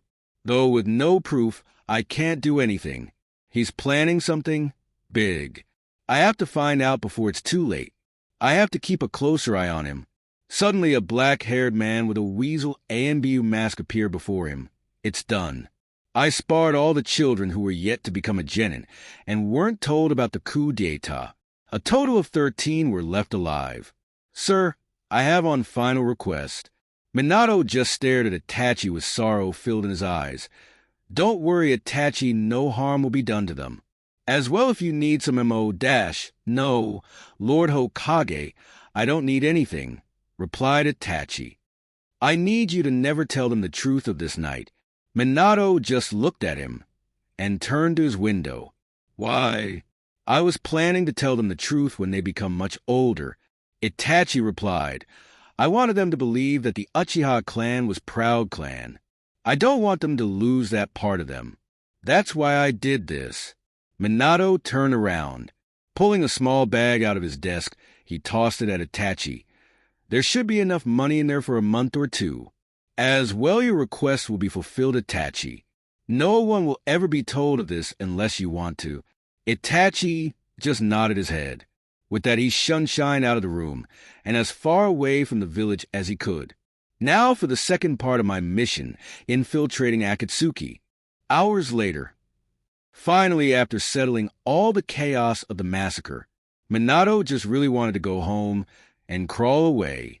He did just that, teleporting home for the night. Namake's household. Kushina was impatiently waiting for her husband. She sat there at the kitchen table, just reading some scrolls. Even though she was a retired shinobi, she still liked to keep herself busy with, well, she planned to return to the forces once again. After all, she was only 32, but that's for another day. So now she was sitting at the kitchen table. She always waited for Minato to come home, and today would be no exception. Suddenly, there was a small flash of yellow, and Minato appeared. Minato, where were you? Demanded Kushina. I've been waiting here for ages. Minato just looked at Kushina and his mood worsened. She's going to be devastated about Makoto. Kushina, I have to tell you something, said Minato. Kushina's eyes just flared up. You cheated on me, didn't you? You no. Kushina, there's no way I would cheat on you. I love you, come on. Cut in Minato, trying to calm down his wife. Kushina just looked at Minato apologetically. Of course, sorry, I'm just a bit tired. It's just Mito says that every time she does something wrong. Guilt overtook Minato once again. Well, Kushina Makoto is dead. There was a massacre at the Uchiha compound. There was only 13 survivors, all children. Kushina's eyes just went wide. Falling back to her chair, she let the tears flow out. Her expression was filled with great sorrow. Me! Mikoto is dead. But who would do this? Cried Kushina. We have to stop them. Minato just looked at Kushina painfully. It was Itachi, and he got away. Kushina's eyes just went wide. There is no way. Itachi loved as wouldn't ever do must be a mistake. Minato just turned around. We don't know exactly why. He caught his brother under a powerful genjutsu that will probably leave him in the hospital for a while. He seemed to have killed all those who had the Sharingan, leaving him as the last one with an awakened Sharingan, besides Kakashi. Kushina just couldn't believe it. Her little Itachi had done that. She just sobbed harder into her hands. Though suddenly she stopped. What about Naruto? Is he all right? Getting up from her chair, she headed for his room. Minato following behind. Kushina, I doubt anything happened to don't have to wake him up. I doubt Itachi even knew about it. Shisui told me only he and Naruto did before he disappeared. Kushina just stopped walking. What do you mean disappear? Well, I sent him on a mission, and he never reported. S been marked as MIA presumed KI. Sheepishly replied Minato. Kushina just stared at him. Naruto is going to be so devastated. I'm still checking, and with that, Kushina hurried to Naruto's room. Minato following close behind, they opened his door a bit and peeked in. What they saw was Naruto silently sleeping in his bed. "See, he is just sleeping," whispered Minato, though Kushina noticed something else. Naruto was silent, too silent. She walked up and pinched Naruto's nose. Suddenly there was a loud poof and some smoke, revealing to be just a pillow. Kushina's eyes went wide and her hands were shaking. "Minato, he isn't here." Minato couldn't believe it. Itachi didn't possibly kill his son too. No, there was no way. "Kushina, don't worry, we'll find him. Just stay here." Quickly flashing back to his office to alert AMBU. "Wait here." And oh way. She quickly ran to her room and put on her old ninja outfit and headed out. Hours later, AMBU had been furiously looking for the Hokage's son, yet he was nowhere to be found. Minato was beginning to panic. Did Danzo possibly take him during all the chaos? Then suddenly an AMBU appeared. "Sir, he's been found by Lady Kushina.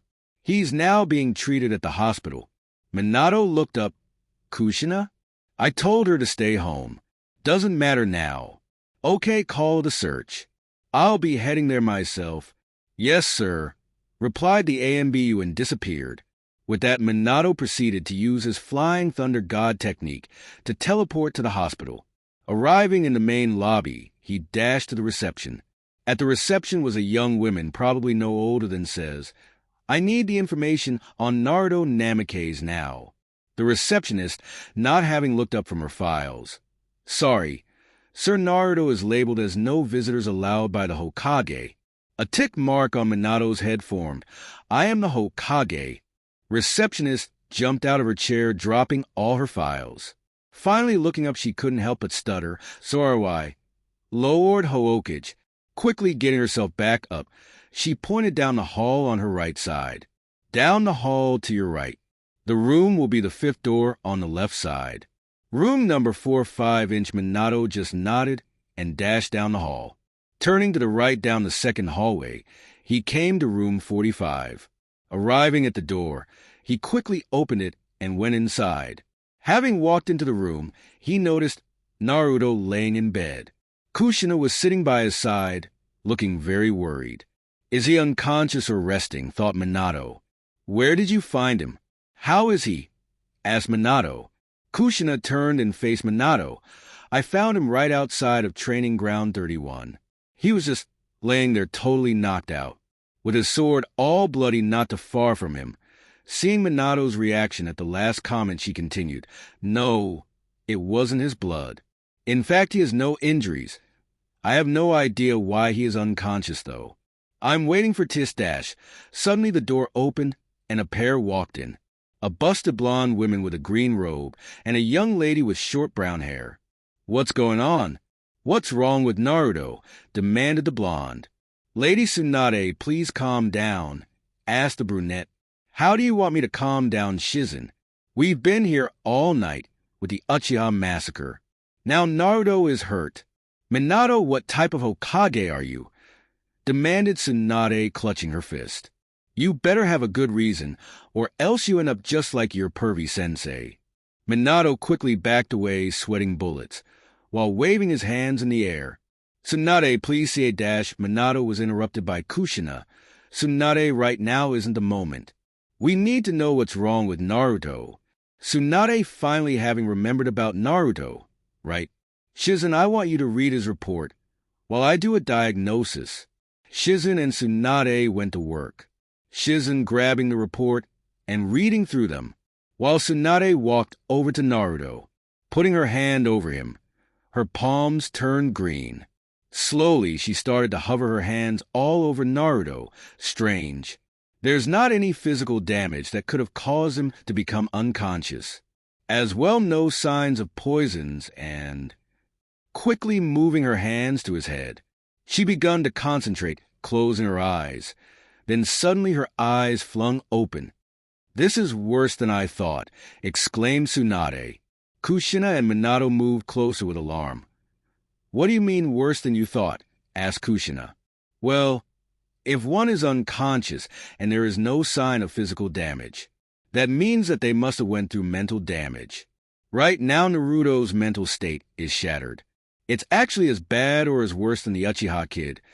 That's why he's unconscious, explained Tsunade. What do you mean as bad as Sasuke's? What happened to him? Asked Kushina, frantically looking at Minato and Tsunade. Minato just looked down, already knowing what had happened to young Sasuke. Tsunade just sighed. Itachi, his brother, caught him in an unbreakable genjutsu which made him watch Itachi massacre the clan. He explained that in the genjutsu 72 hours passed, while in real life it was merely 5. Luckily, I was able to take him out of his unconscious state, since it was only a genjutsu. Yet, it still made a lot of damage in his personality and mental state. Kushina just gasped. She was still having trouble accepting the massacre. Yet for Itachi to do that, she just shook those thoughts away. Then can't you do the same to Naruto? No! What happened to Naruto wasn't a genjutsu. It was the real thing. It would be wiser to allow his brain to catch up with the information. Though if he doesn't wake in 6 days, I'll wake him from his unconscious state. For now it's wise to just let him rest, and hope whatever happened doesn't affect him too much. Tsunade gave Naruto a kiss on the forehead, and her and Shizen headed out to check on other patients. Kushina and Minato just stood there watching Tsunade leaving. Minato just looked tired and filled with grief. Kushina looked like she was going to burst into tears again. What type of mother have I been lately? I keep saying I want him to come back. Though what have I really done? I've just kept offering to train him. I don't even know what he really likes. Now you're here in so much pain. Yet I can't do anything because I don't really know much about your life. Minato interrupted her thinking. Kushina, it's best if you go back and rest. It's been such a long night, we're just going to have to wait for him to wake up. No, replied Kushina. Minato was a bit taken back. Kushina would usually agree with him. Kushina, you have to remember that Naruto isn't your only child. You also have to worry about Mito Dash. No, I'm not leaving. Just like Mito isn't our only child. Tell me, Minato, do you have any ideas what could possibly have caused Naruto into this state? To get put in this mental state, his worst fear must have came true. Tell me, Minato, do you know what he is scared of the most? Seeing that Minato had no answer, just like you can't tell that. Can you even tell me what his favorite color is? Dreams for the future? I can name all of Mito's, but none of Naruto's. No, I'm not leaving. Crossing her arms and sitting down by Naruto, Minato just sighed. Then suddenly all the guilt went rushing at him. He knew what Kushina had said was totally true. He actually wanted to stay too, but he had to remember that he was Hokage too. You're right. I don't know any of that stuff. You can stay with him until morning. But if he doesn't wake up, you'll go back and rest. I need to get some rest. Then I'll check up on you in a few hours. With that, Minato disappeared in a flash. Kushina just sat in the chair by Naruto, waiting for her son to wake up. 3 days later. Naruto's mind. Naruto, you were like a little brother to me. Remember, I will always love you like one too. Naruto heard and watched himself kill Shisui over and over, felt like he had watched this 1,000,000 times. Yet he still couldn't process the information. It was like every time he watched it, it was a new memory. Then suddenly he heard a voice. Move on. Naruto cocked his head. In front of him was an illusion of Shisui. Wake up, Naruto. You can do it. Just move on. Hospital room. Naruto suddenly jerked awake. Sitting up, he looked straight ahead. Looking to his left, he noticed the sun was high in the sky. It was just a bad dream. Then suddenly Naruto looks down to what he is wearing. He notices he is in the same outfit as the dream. Clutching his head. It can't be unless... Reaching for his pouch, he digs around. Then suddenly his hand lands on a slightly bigger scroll. His breath suddenly gets much more shallow. Slowly pulling it out, he notices it is the same scroll Shisui gave him. Clutching his head once more, he screams. And oh, Kushina woke from her sleep in shock. Looking up, she noticed her son was clutching his head with a scroll in his hands. Quickly getting up, she heads over to him and tries to get a grip on him. Honey, Please calm. It's all right, you're safe. Naruto looks over, just noticing his mom, though it wasn't enough to calm him down. As she tried to embrace him in a hug, he pushed away and got off the bed. No, he can't be dead. Falling to his knees, he stops clutching his head. I didn't mean to, I swear. Suddenly, he burst into tears. Who's dead? What happened to you, Naruto? Thought Kushina as she tried to calm down her son. Then suddenly Tsunade burst into the room. What's going on? He dashed, looking down at Naruto. She rushes over to him. Naruto, calm down. It wouldn't do you any good if you just collapse again. Naruto's crying ceases. He rushes over to Tsunade and embraces her in a hug. And I didn't mean Titio. Tsunade just hugs him back. Looking at Kushina, she gives her a questioning look. Kushina just shook her head. He just woke up like this. I don't know what he's talking about. Tsunade, having understood, grabs Naruto and brings him back to his bed. Okay, Naruto, calm down. Then tell us what happened. Naruto, having understood what she said, begun to calm down. What happened to you last night, Naruto? Asked Tsunade. Naruto looked at her and stuttered back. I said you tech me. THH and I defended ISWW or W been through ugh. Shaking his head to compose himself, he gulped and continued. I stabbed him with my sword, then he died. But I didn't know it was him. I swear you have to believe me. He had a mask. Tsunade's and Kushina's eyes went wide. Shisui did this. Was he with Itachi? Why did Shisui do this? Asked Kushina. Was he with Itachi? Naruto's eyes went wide with the mention of Itachi. Then he remembered what Shisui told him. Did Itachi really kill his clan? Tsunade and Kushina gasped. Naruto, we never told you about that. How did you know? Naruto closed his eyes. So, Itachi really do it. He was about to respond when he remembered what Shisui told him. You can never let anyone know the truth. He told me before he died, replied Naruto, taking a huge breath, though I thought he was just making up lies. Honey, why did Shisui attack you? Asked Kushina. Naruto just gritted his teeth. I don't know. He said he wanted to test me. He said he was already dying. So he wanted to see how far I had progressed. Naruto's mind was racing at 1,000,000 miles per hour. Do I tell them? No, Shisui said not to, though he did this to me. Why? Tsunade looked at Naruto with full sorrow. Nair dash. Can I just go home? I want to get some rest, interrupted Naruto. Has the uchiha funeral passed? Yes, yesterday, replied Kushina. Naruto closed as wanted to go pay his respect to Shisui, but at the same time he felt so bitter towards him. Okay, can we go, Mom? Said Naruto as he headed for the door. Tsunade just sighed. I'm not supposed to let you go, but I'll make him please Naruto take it easy. Naruto stopped as he opened the door, and in monotone voice he replied, Okay. As Kushina and Tsunade saw Naruto leave, a face of worry crossed Kushina and Tsunade. Kushina followed behind his son. Many hours later at the cemetery, the whole village had heard the unfortunate news about the Uchiha clan, that Itachi had massacred his clan and had only spared the children, which weren't many, just 13 of the 67 of the Uchiha clan. A huge funeral had been set by the Hokage. Not all the village attended, but a majority of it did. After his mother told Minato about Shisui's death, Minato proceeded to add him to the graves, which left Kushina baffled since Shisui had tried to kill Naruto, but Minato wouldn't explain it to Kushina. Naruto has been just thankful he hadn't seen his dad all day. He didn't know what he would do if he saw him in front of him.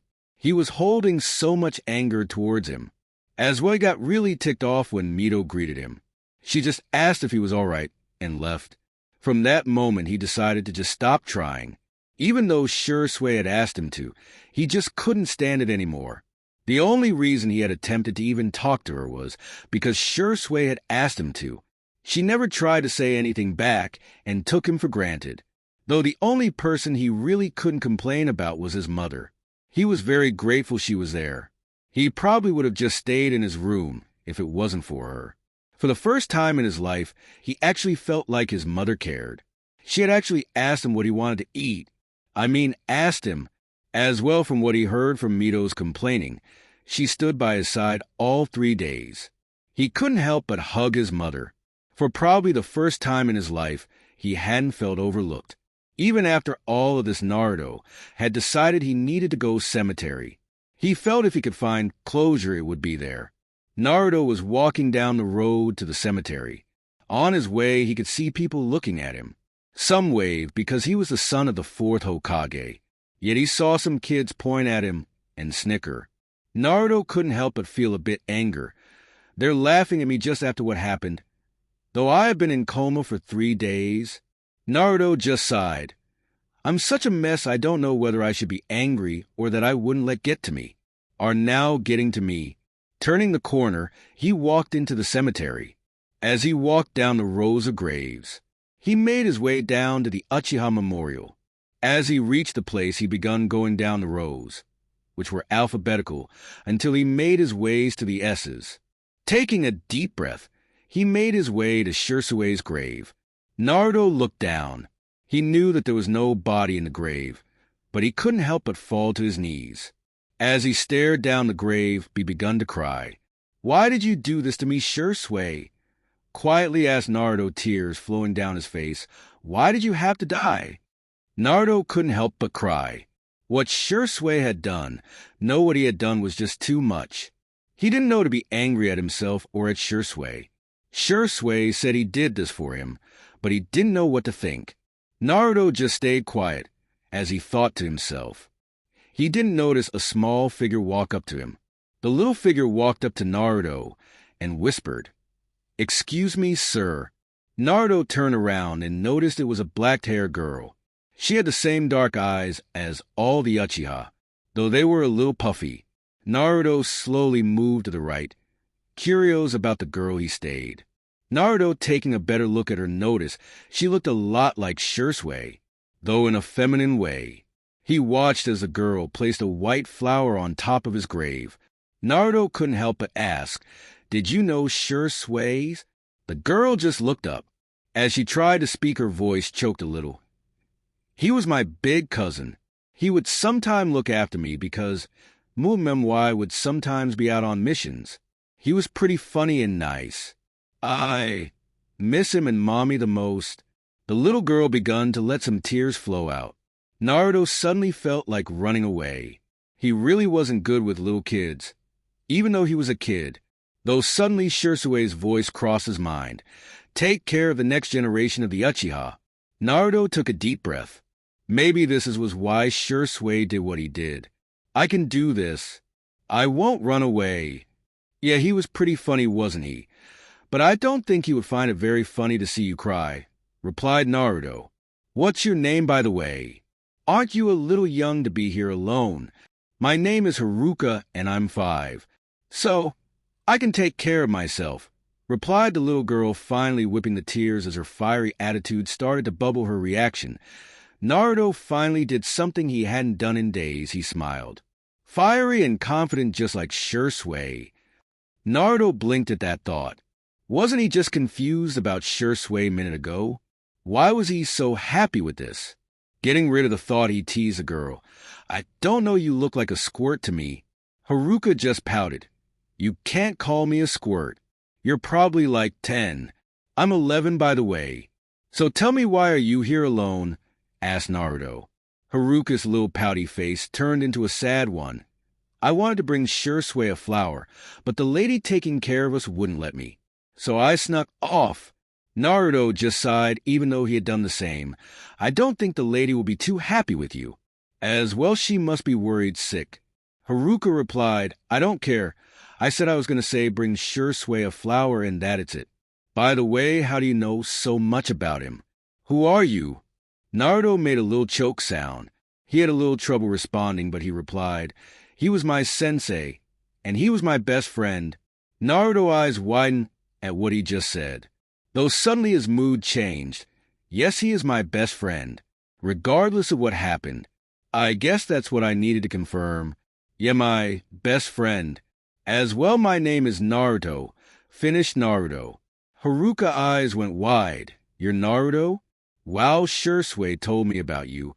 He said that you were a really good ninja." Haruka looked at her feet. "Can I ask you something?" Naruto looked back a bit curious at her change of attitude. "What?" "Well, my mommy didn't like you very much. She thought that an uchiha should teach an uchiha. So why did Shisui teach you?" innocently asked Haruka. Naruto just gave a loud sigh. He really didn't like when the uchiha would criticize Shisui teaching him. Well, the first reason was because Shisui believed I was a lot like him. As well, me and Shisui were like, "No, we were well if you believe an uchiha can only teach an uchiha." Well, closing his eyes for a second, he reopened them. Unaware himself, he had shown the girl a fully matured Sharingan. The little girl gasped, "Wow, you're an uchiha." Naruto shook his head. "No, I'm from the Namikaze and Uzumaki clan." The Namikaze clan are cousins of the Uchiha, and Uzumaki cousins of the Senju. Since I have both Senju and Uchiha blood, I can activate the Sharingan. So in a way, yes, I am, but not fully. The girl was still in awe. "How did you already master it?" "My mother said it usually took an Uchiha until the age of 15 to reach its full potential. Only Shisui and Itachi did it early." Naruto looked at the girl confused. "Mastered? I only have 2 tomo, unless..." Naruto reached to his shoe, pulling out a small knife. He looked into the reflection. As he saw, he let a loud gasp. "Shisui, you did this for me, didn't you?" Naruto let out a tear. He had finally understood why Shisui had done what he had done. As he remembered what he had said a long time ago, flashback, no jutsu, Naruto was panting as he was finishing his last exercise. He deactivated his Sharingan as he caught his breath. He had seen the difference between an immature Sharingan and a mature Sharingan. Shisui's Sharingan made him look like he didn't have any in the first place. So he couldn't help but ask, "Hey Shisui, how did you mature your Sharingan so quickly?" Shisui just looked at him. "Naruto, there's no easy way if that's what you're asking. Though there are 2 ways and one may reach the 3rd and final stage." That piqued Naruto's interest. 2 ways? Shisui nodded his head. "Yes, one of course is to train it to the limit, though the second is similar to just activating the Sharingan. A normal Uchiha could activate it when they are in great danger. Though for you it's a little different." Naruto gave him a questioned look. "What do you mean?" "Well, not to bring back bad memories, but you activated your Sharingan because of great grief. The betrayals of your parents was enough emotion to help activate them," replied Shisui. Naruto asked, "I understand that, but why is that?" "Well, you see, when one isn't a full-blooded Uchiha, it takes more than danger to activate the Sharingan, since they don't have enough of the gene in their blood. So it takes a deeper emotion, such as grief and anger," replied Shisui. "Though unless you want to lose someone precious, I think you should just stick to the road of hard work." Naruto waved his hands in the air. "Come on, Shisui, you know I'm not power-hungry. As well, I can never cause intentional harm to those around me." Shisui just smiled at him. "Good, because I just remembered. I won't be able to take you out for ramen. I have a mission." Then he disappeared in a poof. Naruto just blinked, then yelled, "Shisui!" Flashback, no jutsu released. Naruto couldn't help but cry. He had finally understood. Shisui knew he was going to die, so he made sure his death wasn't in vain. He made sure the Naruto would be strong enough. Yes, he had found his closure, though for a moment he forgot about the little girl. "I'm sorry I brought back bad memories." "Please don't cry," begged Haruka as she too was about to cry. Naruto composed himself, not wanting to see the girl cry again. "Don't worry, Haruka. It's all right," as he embraced her in a hug. "Why don't I take you back to the orphanage?" Haruka shook her head. "I don't want to go back yet. It's really lonely there. All the kids are like at least 3 years older than me, or 2 years younger." Naruto, just though he hadn't lost all his family like her, he could understand one thing: loneliness. Naruto had felt it his whole life when Shisui was away, whether it was at school, home, or at the park. If he wasn't with Kakashi, Tsunade, Itachi, or Shisui, he was usually all alone. Suddenly her stomach growled. The little girl blushed a little at the loud sound she made. Naruto allowed a smile to escape his lips. I guess we don't have to go back right away. How about we get something to eat? Haruka twiddled her fingers. I don't know. But only if it's ramen. Naruto just smiled. Well, lucky you, I know the best ramen shop in town. Haruka's eyes went wide. Really? Mommy wouldn't let me have a lot. She said it was unhealthy. Haruka's eyes narrowed as she thought about her mother. Naruto saw this. Well, that's what I thought so too, but the old man there has this special soup for me. It's filled with vegetables and lots of good meats. It's quite healthy, actually. I bet your mother would have approved. Haruka looked at him. Really? Well, let's go. Grabbing him by the arm, she dragged him out. Though before she did, he gave Shisui's grave one last look and smiled. Then looked back at the girl. The little grieving girl he had seen a moment ago was now all smiles. It was like even if the world stopped spinning, her smile wouldn't fade. As they raced into the shop, he couldn't help but to laugh with her. He was only 11, but he felt kind of silly. Naruto and Haruka sat down in the stand. Naruto called out, I am 2 training specials. A brunette girl faced him, coming right up Naruto. As well, who's the girl? My name's Haruka, answered Haruka for Naruto. I am laughed a little at the hyper girl. It seems, Naruto, you have found your former self. Naruto just sighed and Haruka pouted. I wasn't that bad, was I? Oh, Naruto, you used to be such a hyper kid before you started training. Even I couldn't handle you, replied Ayam as she disappeared into the kitchen. Haruka looked at Naruto. Hey, Naruto, what did she mean, former self? Well, you see, I used to be lots like you, Haruka. Always hyper and brash, replied Naruto. I'm not brash, screamed Haruka. Naruto just smiled. Whatever. Haruka stopped her pouting. You know, Naruto, you aren't that bad. Especially since you bought me some ramen. No problem, Haruka. I know you're having a little trouble, replied Naruto. No, it's not just that. You've been the first person since the incident to actually do something. I mean, people say they're sorry for me, but they didn't go out of their way like you did, said Haruka as she let out a tear, reaching for a hug. So thank you. Naruto returned the hug a bit. As I said, no problem. Haruka, whipping away the tears, couldn't help but ask, Naruto, maybe you could come visit me tomorrow.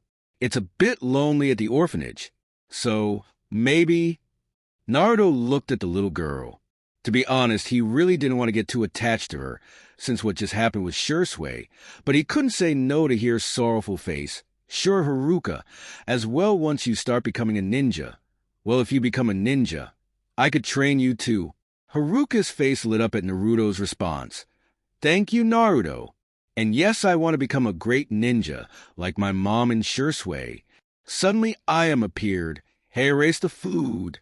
Putting down 2 bowls. Haruka, be a little careful, it's hot honey. Well, time to eat, stated Naruto as he pulled out a pair of chopsticks, with Haruka doing the same, as Naruto was halfway through his food. Thanks a lot, big brother Naruto, said Haruka. Naruto choked on his food. What did you say? Haruka was a bit nervous at his response. Well, my mother said that her older brother always took care of her, and you're taking care of me. So you're kind of like my big brother. Looking down into her bowl. I'm sorry if I upset you. Naruto's grin was so wide it almost fell at his face. Maybe I can't find a sister in Mito, but Haruka, I promise to protect you. It's fine, Haruka. Naruto returned to eating his food. Perfectly fine. Haruka smiled and reflected. Maybe I didn't lose all my real family in massacre. All right, big brother. As she returned to eating her bowl, unnoticed by her, Naruto stared at the space in front of him. I truly understand why you did it, no Shisui. Looking at Haruka, to protect those close to you. To protect Haruka, the rest of the Uchiha kids, and me. So this is the will of fire. And I'll be the next to carry the torch. Flashback no jutsu, time skip, 3 months later. It had been 3 months since the Uchiha incident, 6 months until he would be able to become an official ninja. Even though he had flirted with the idea of graduating 2 months ago, he remembered his promise to Shisui. As well, he had another reason. He also wanted to spend more time with his new little sister, Haruka.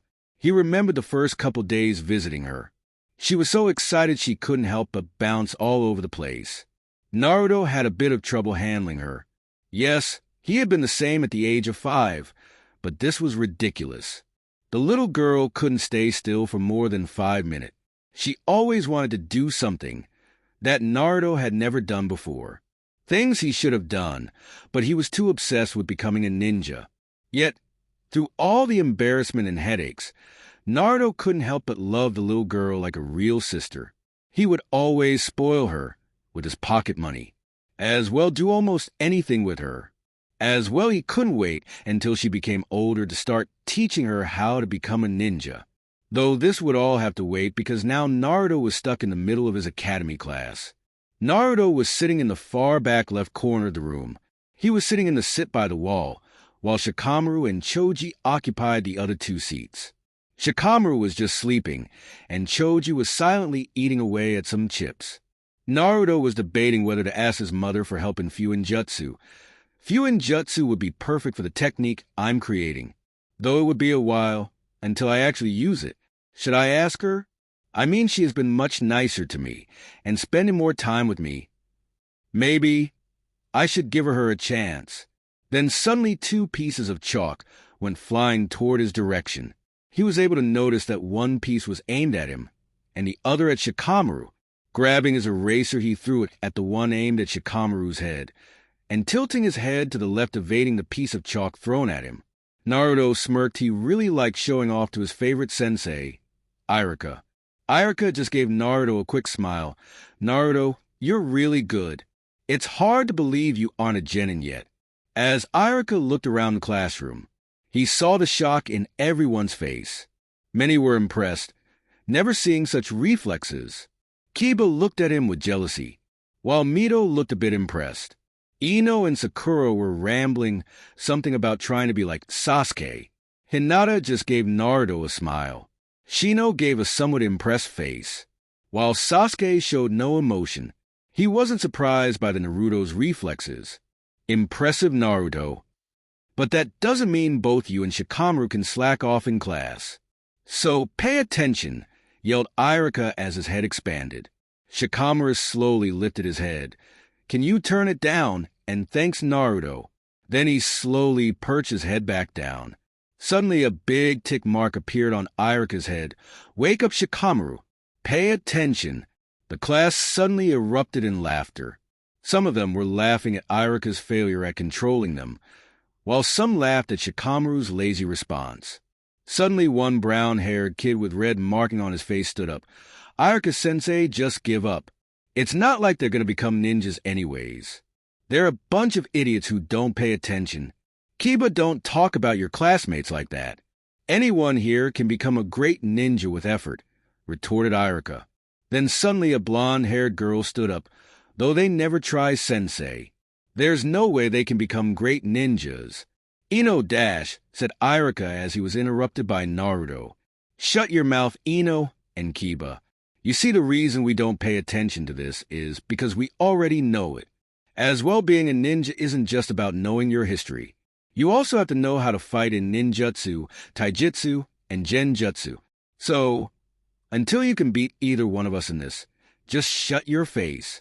Why you? Replied Ino as she was ready to go pummel him. I can beat you in anything, Naruto. Bring it on, fired back Kiba as his eyes ignited into little flames. Sasuke, who had watched all this, just grunted. He knew a bit more of Naruto's full abilities, and he knew there wasn't a genin alive that could probably go toe-to-toe with a chunin like Iruka. Sasuke knew he couldn't defeat Naruto. It hurt his ego a lot, but he eventually came to accept it. It was actually Naruto himself who had helped drop his ego a bit. He remembered meeting up with him a few months ago. Flashback, no jutsu.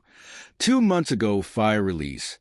Great fireball technique, a huge ball of fire quickly erupted from Sasuke's mouth. The huge ball of fire quickly destroyed the 5 practice dummies in front of him. Sasuke was breathing hard.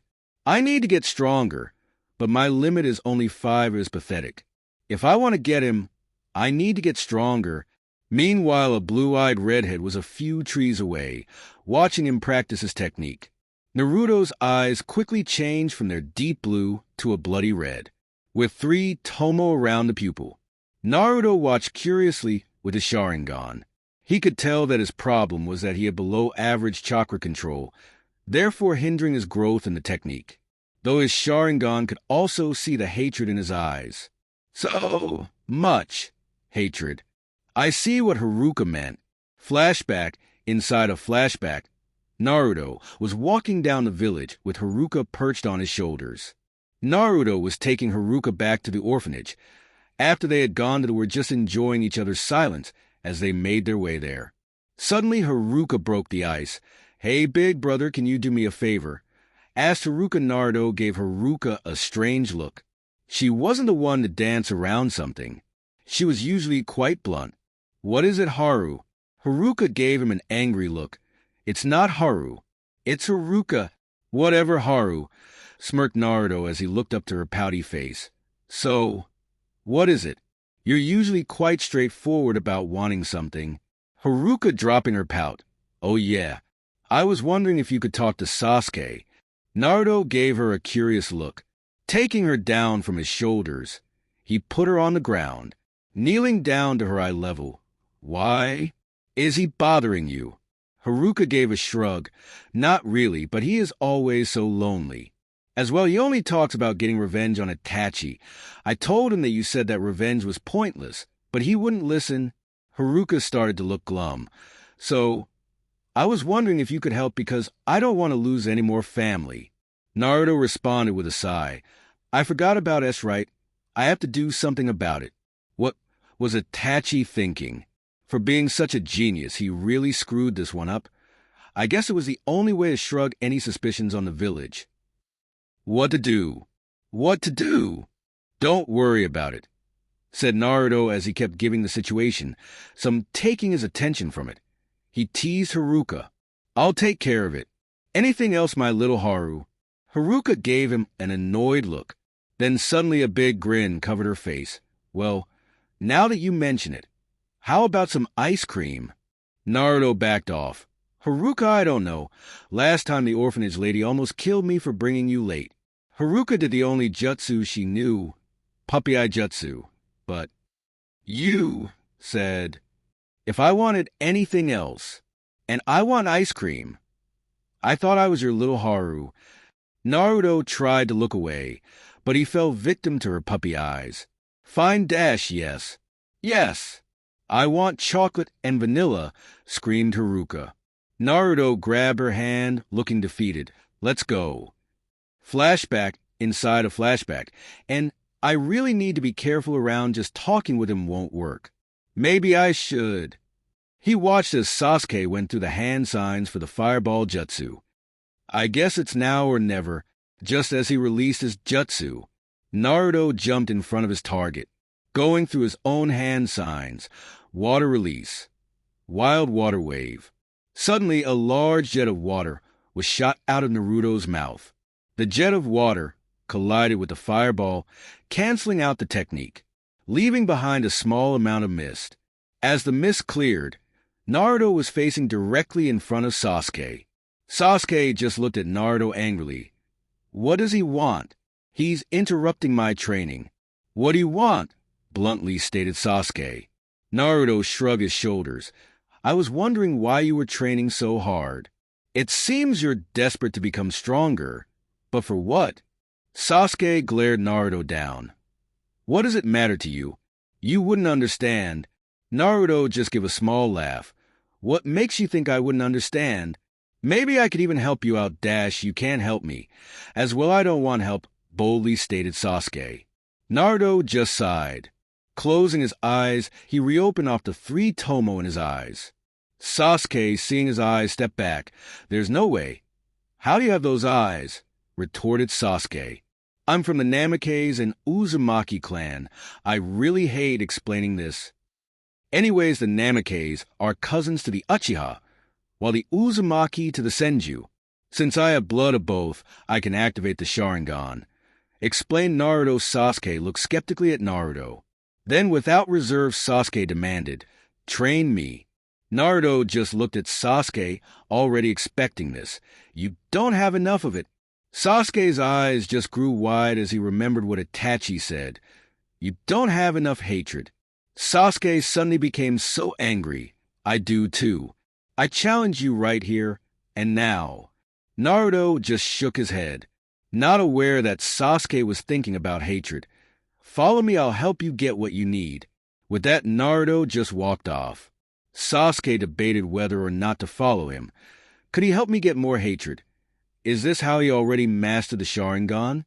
I guess it won't hurt. Sasuke hurried after Naruto. Center of the village. Naruto was just walking silently as he walked down the street with Sasuke. They walked along. Sasuke couldn't help but ask, "How long have you had the Sharingan?" Naruto stopped walking, turning to Sasuke. "Well, I've had it since I was 9. Sasuke's eyes widened at how early he got it, feeling a bit jealous. Though it took a lot of work to master it, since I'm not a full-blooded Uchiha. I just recently mastered it. You could probably master it in a year and a half. So, how long have you had it?" Sasuke looked away, mumbling something. Naruto not having heard him. "What did you say?" Sasuke looked back at him. "I haven't all can it." Naruto suddenly burst out laughing. Sasuke suddenly felt rage once again bubble out. "It's not funny." Naruto controlling himself. "Are you sure?" Not to be rude or anything, but the one teaching me said an Uchiha can awaken it by simply seeing someone they know die. I mean, wasn't the massacre enough? Sasuke looked a bit shocked at the information. "I've never heard that before. Who exactly was his sensei?" "Well, I guess it wasn't enough for me," retorted Sasuke.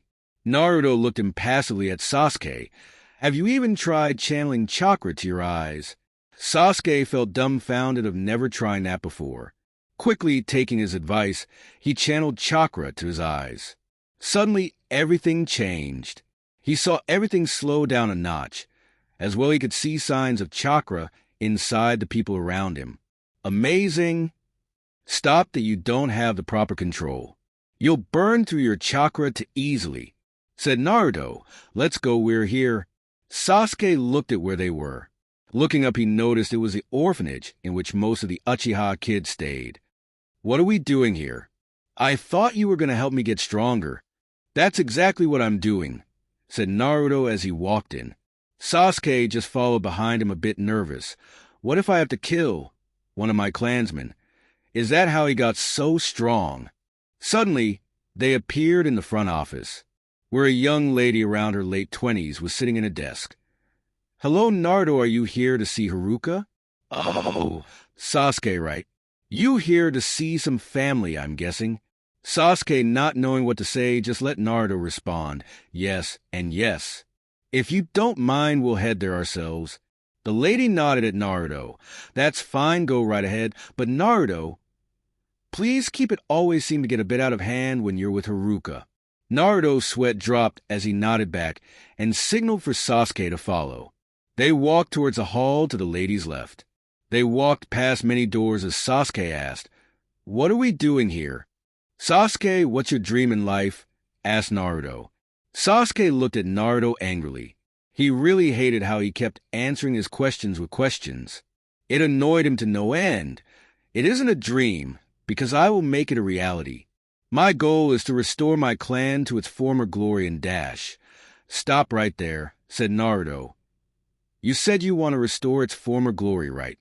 Sasuke just nodded, not knowing where this was going. "Well, the Uchiha clan was known for its police force, right? They were known for bringing justice and protecting everyone. If you truly want to restore your clan to its former glory, you will drop your thirst for revenge," stated Naruto out of the blue. Sasuke responded, "You don't understand. For me to be strong, I have to kill Itachi. He told me dash. You must be the biggest idiot alive, Databeo," cut in Naruto. "Why would you listen to a person that killed your clan?" If were you, I wouldn't listen to one word that piece of trash said. Sasuke's eye widened as he realized what Naruto said was right. Though Naruto continued, "You want to know what my sensei said? He said that one became truly strong when they have the will to protect someone they care for. My sensei, Shisui Uchiha." Sasuke jumped at that voice. Shisui taught him? This was the kid that Itachi said would be my rival. Though didn't Shisui die before the massacre? Shisui was probably as strong or stronger than Itachi. He was going to stop Itachi, but he died, said Naruto as he closed his eyes. Sasuke quickly retorted, "If he was so strong, then why did he die at Itachi's hands?" Naruto lifted his head in anger. He didn't die at his hands. Not a lot of people know this, but someone got in his way.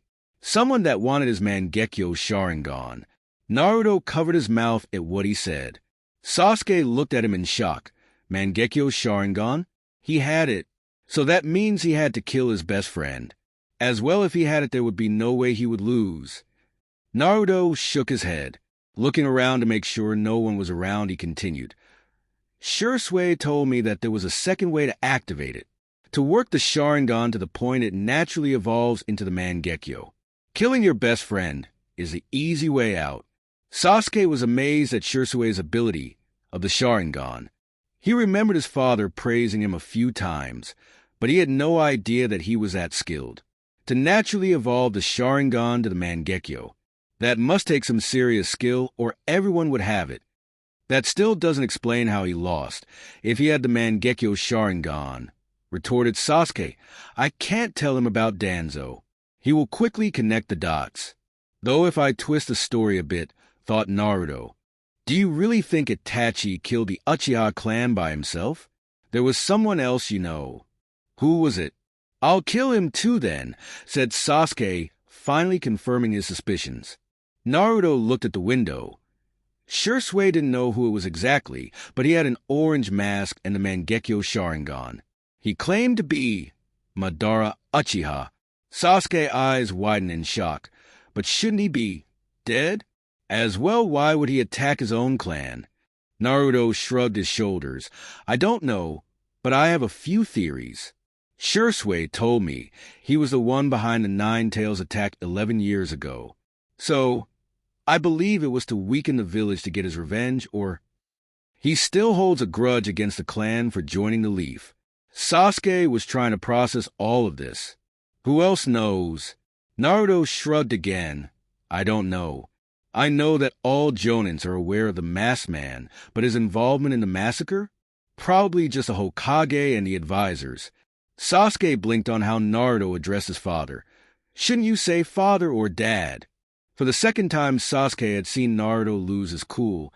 That man doesn't know what a father means if it hit him right in the head.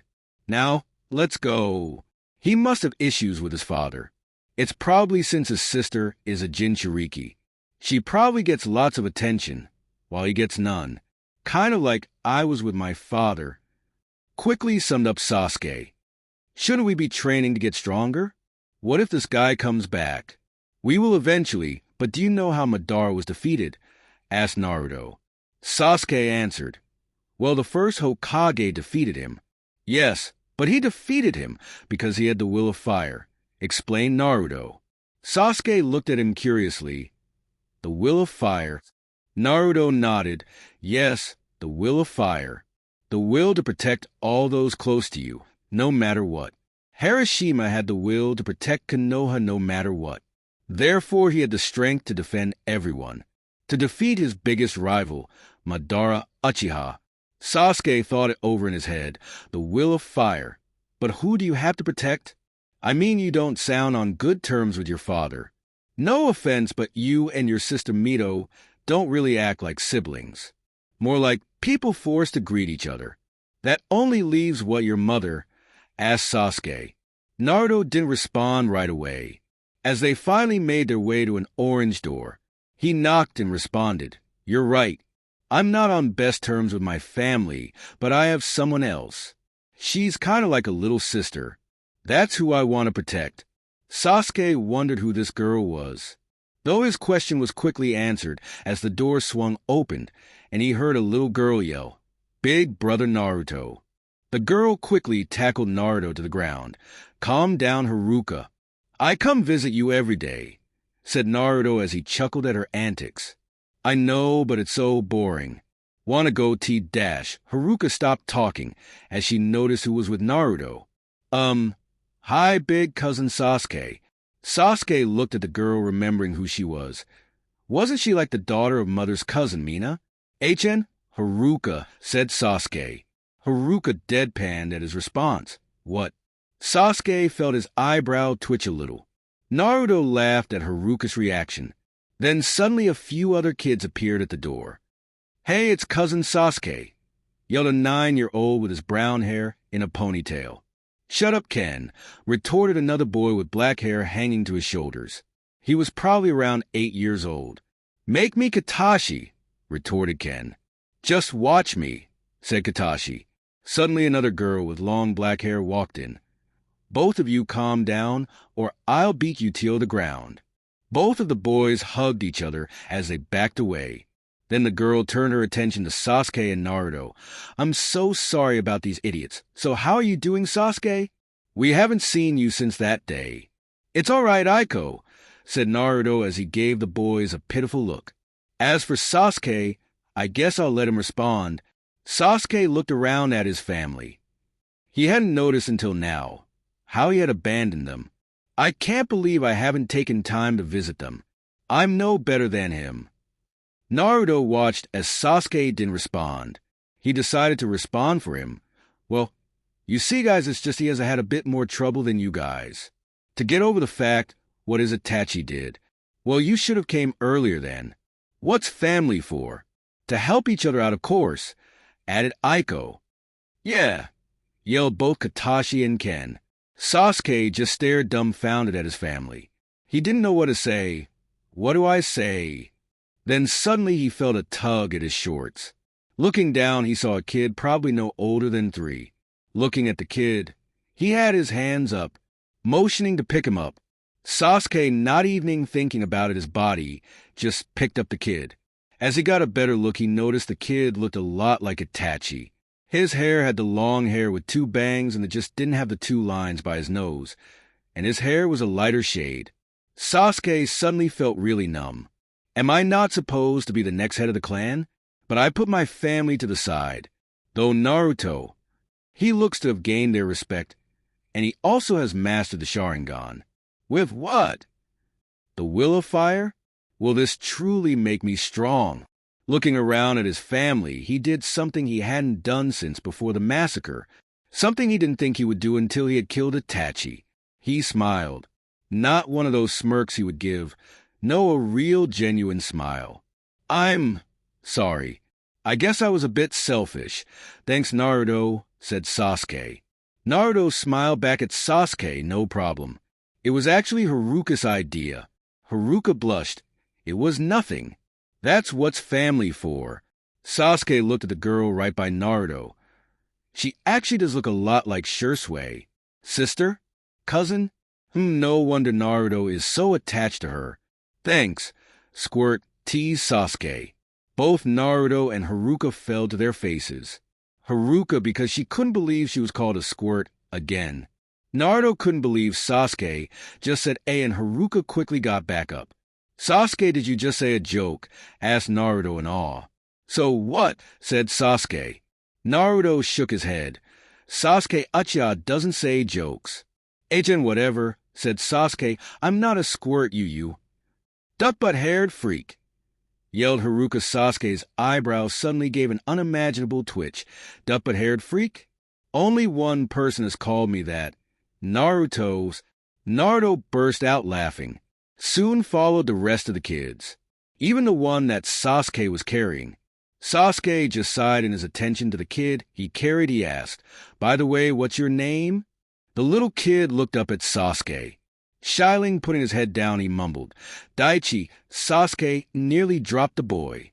"Daichi? Itachi?" The kid, seeing his reaction, went glum. "I sorry if my name sounds like Tachi." Sasuke, seeing how he had affected the kid, "Don't worry about it. The one that should be sorry is that man. I mean, he tried to take your name. What a loser. The kid's mood suddenly rose and he giggled. Sasuke just gave him a small smile. Naruto just stared how Sasuke interacted with his younger family. Operation Help the Emo. A success. An hour later. By Haruka, Ken, Katashi, Aiko, and Daichi, said Naruto as he walked out the building with Sasuke. Sasuke just gave the best wave and smile that he could. Sasuke then turned his attention to Naruto. You're still gonna teach me. Naruto just let out a big sigh. Great. Fine, but I'm not gonna teach you any elemental jutsus. I'm just gonna help you improve your chakra control and some basic uchiha genjutsu, replied Naruto. Sasuke gave him a curious look. Chakra control? Why would I want to know that? Naruto just deadpanned. How am I considered the loser at the academy? If even the prodigious Uchiha doesn't know about intermediate chakra control exercises, you know how you can only do the fireball jutsu a few times, said Naruto. Sasuke just nodded. Yeah, so the best way to do more is to increase your chakra reserves. Naruto shook his head. Not exactly. Yes, that is important, but also is having great chakra control. If you can use the perfect amount, not any less or any more, then you can use the technique to the fullest potential. You see, if you don't have perfect control over your technique, then you may only use it 4 times a day. Though if you can have at least good control over it, you can increase that number depending on your chakra reserves. For example, me. I have huge reserves since my mother is an Uzumaki, so I can use the fireball technique up to 8 times. Sasuke looked at him in shock. 8 times? He's no older than me, though. Though since fire is my weakest element, I'm limited. I usually use wind or water, while having small control over lightning and fire, replied Naruto. Sasuke couldn't hide how shocked he was. For different affinities? How? Only a few jonin can learn more than 2. Naruto just smirked. I know Shisa-sensei had the same. See, I come from 2 different clans. I was fortunate to receive the wind and water from the Uzumaki clan, which are indeed my stronger affinities. Those I use more regularly. The other 2 I received from the Namikaze clan, which are fire and lightning. Those are my minor ones. Though I really can't use the other 2. I have poor control over them. I can't use any jutsus over C rank in that area, unless I put tons of effort in it. Sasuke's skill couldn't help but stare in awe. That's amazing. How did you get so strong? Naruto just looked up to the sky. I didn't want to lose anyone else. After Shisui died, I made a promise that no one I cared about would die. Not while I'm alive. Sasuke watched Naruto as closely to find a lie in what he said. Then he too looked up to the sky. Maybe I can too? Then suddenly, without him realizing, his thoughts took him back to those 5 kids he was just with. That's when Sasuke made his new resolve. Naruto turned his head to face Sasuke. What? Sasuke, without looking back, responded, I'm still gonna kill Itachi. Naruto was just about to protest when Sasuke continued. But first I will become strong and look after those kids. I finally realized that they are more important than worrying about him. But once they grow up, I will kill him. Naruto smiled. This went better than I thought. Let's go do these chakra control exercises, said Sasuke as he turned to walk down the road, toward the training grounds. Naruto sighed. Well, I guess some things don't change. Seeing that Sasuke had stopped to wait for him, he pondered more. Go home and listen to Mito talk about Ino's new haircut, or watch how Sasuke comically fails and whines about it. I guess it's settled. Sasuke, wait up. Let me buy some kanai, said Naruto. Sasuke just raised his eyebrow. Whatever, hurry up. Flashback. No jutsu, and Sasuke gave a small smirk. These guys have no idea about you, Naruto. But don't worry, I'll be sure to give you some competition. I will definitely surpass you, but I feel like Itachi will come first. His resolve is weak against mine, though yours is a different story. Sasuke watched how Naruto and Kiba almost engaged in a small fight. Though Irika was able to break everything up, Irika suddenly yelled out, "All right, class, since your classmates feel so confident about knowing everything that is needed to know, I will be giving you a pop quiz." Suddenly a bunch of the kids groaned. Great, thought Sasuke as he fell back to his emotionless state. After the academy, Sasuke and Naruto were walking out of the academy. Naruto had made a clone to distract Sasuke's herd of fangirls. "So, we're gonna train today?" "I kinda wanted to take on a sword similar to yours," asked Sasuke. Naruto just gave him a grin. "Oh, like me, huh? Next thing you know, you'll be taking my clothes." Sasuke retorted, no way. That orange and black jumpsuit isn't the best choice. You should probably take something more interesting, like a traditional uchiha outfit." Naruto sighed. He's still at it. "Sasuke, I won't change my clan name to an uchiha. I know you want to keep the Sharingan in the Uchiha clan, but I will be changing it to Uzumaki," said Naruto. "Whatever I was just suggesting," said Sasuke.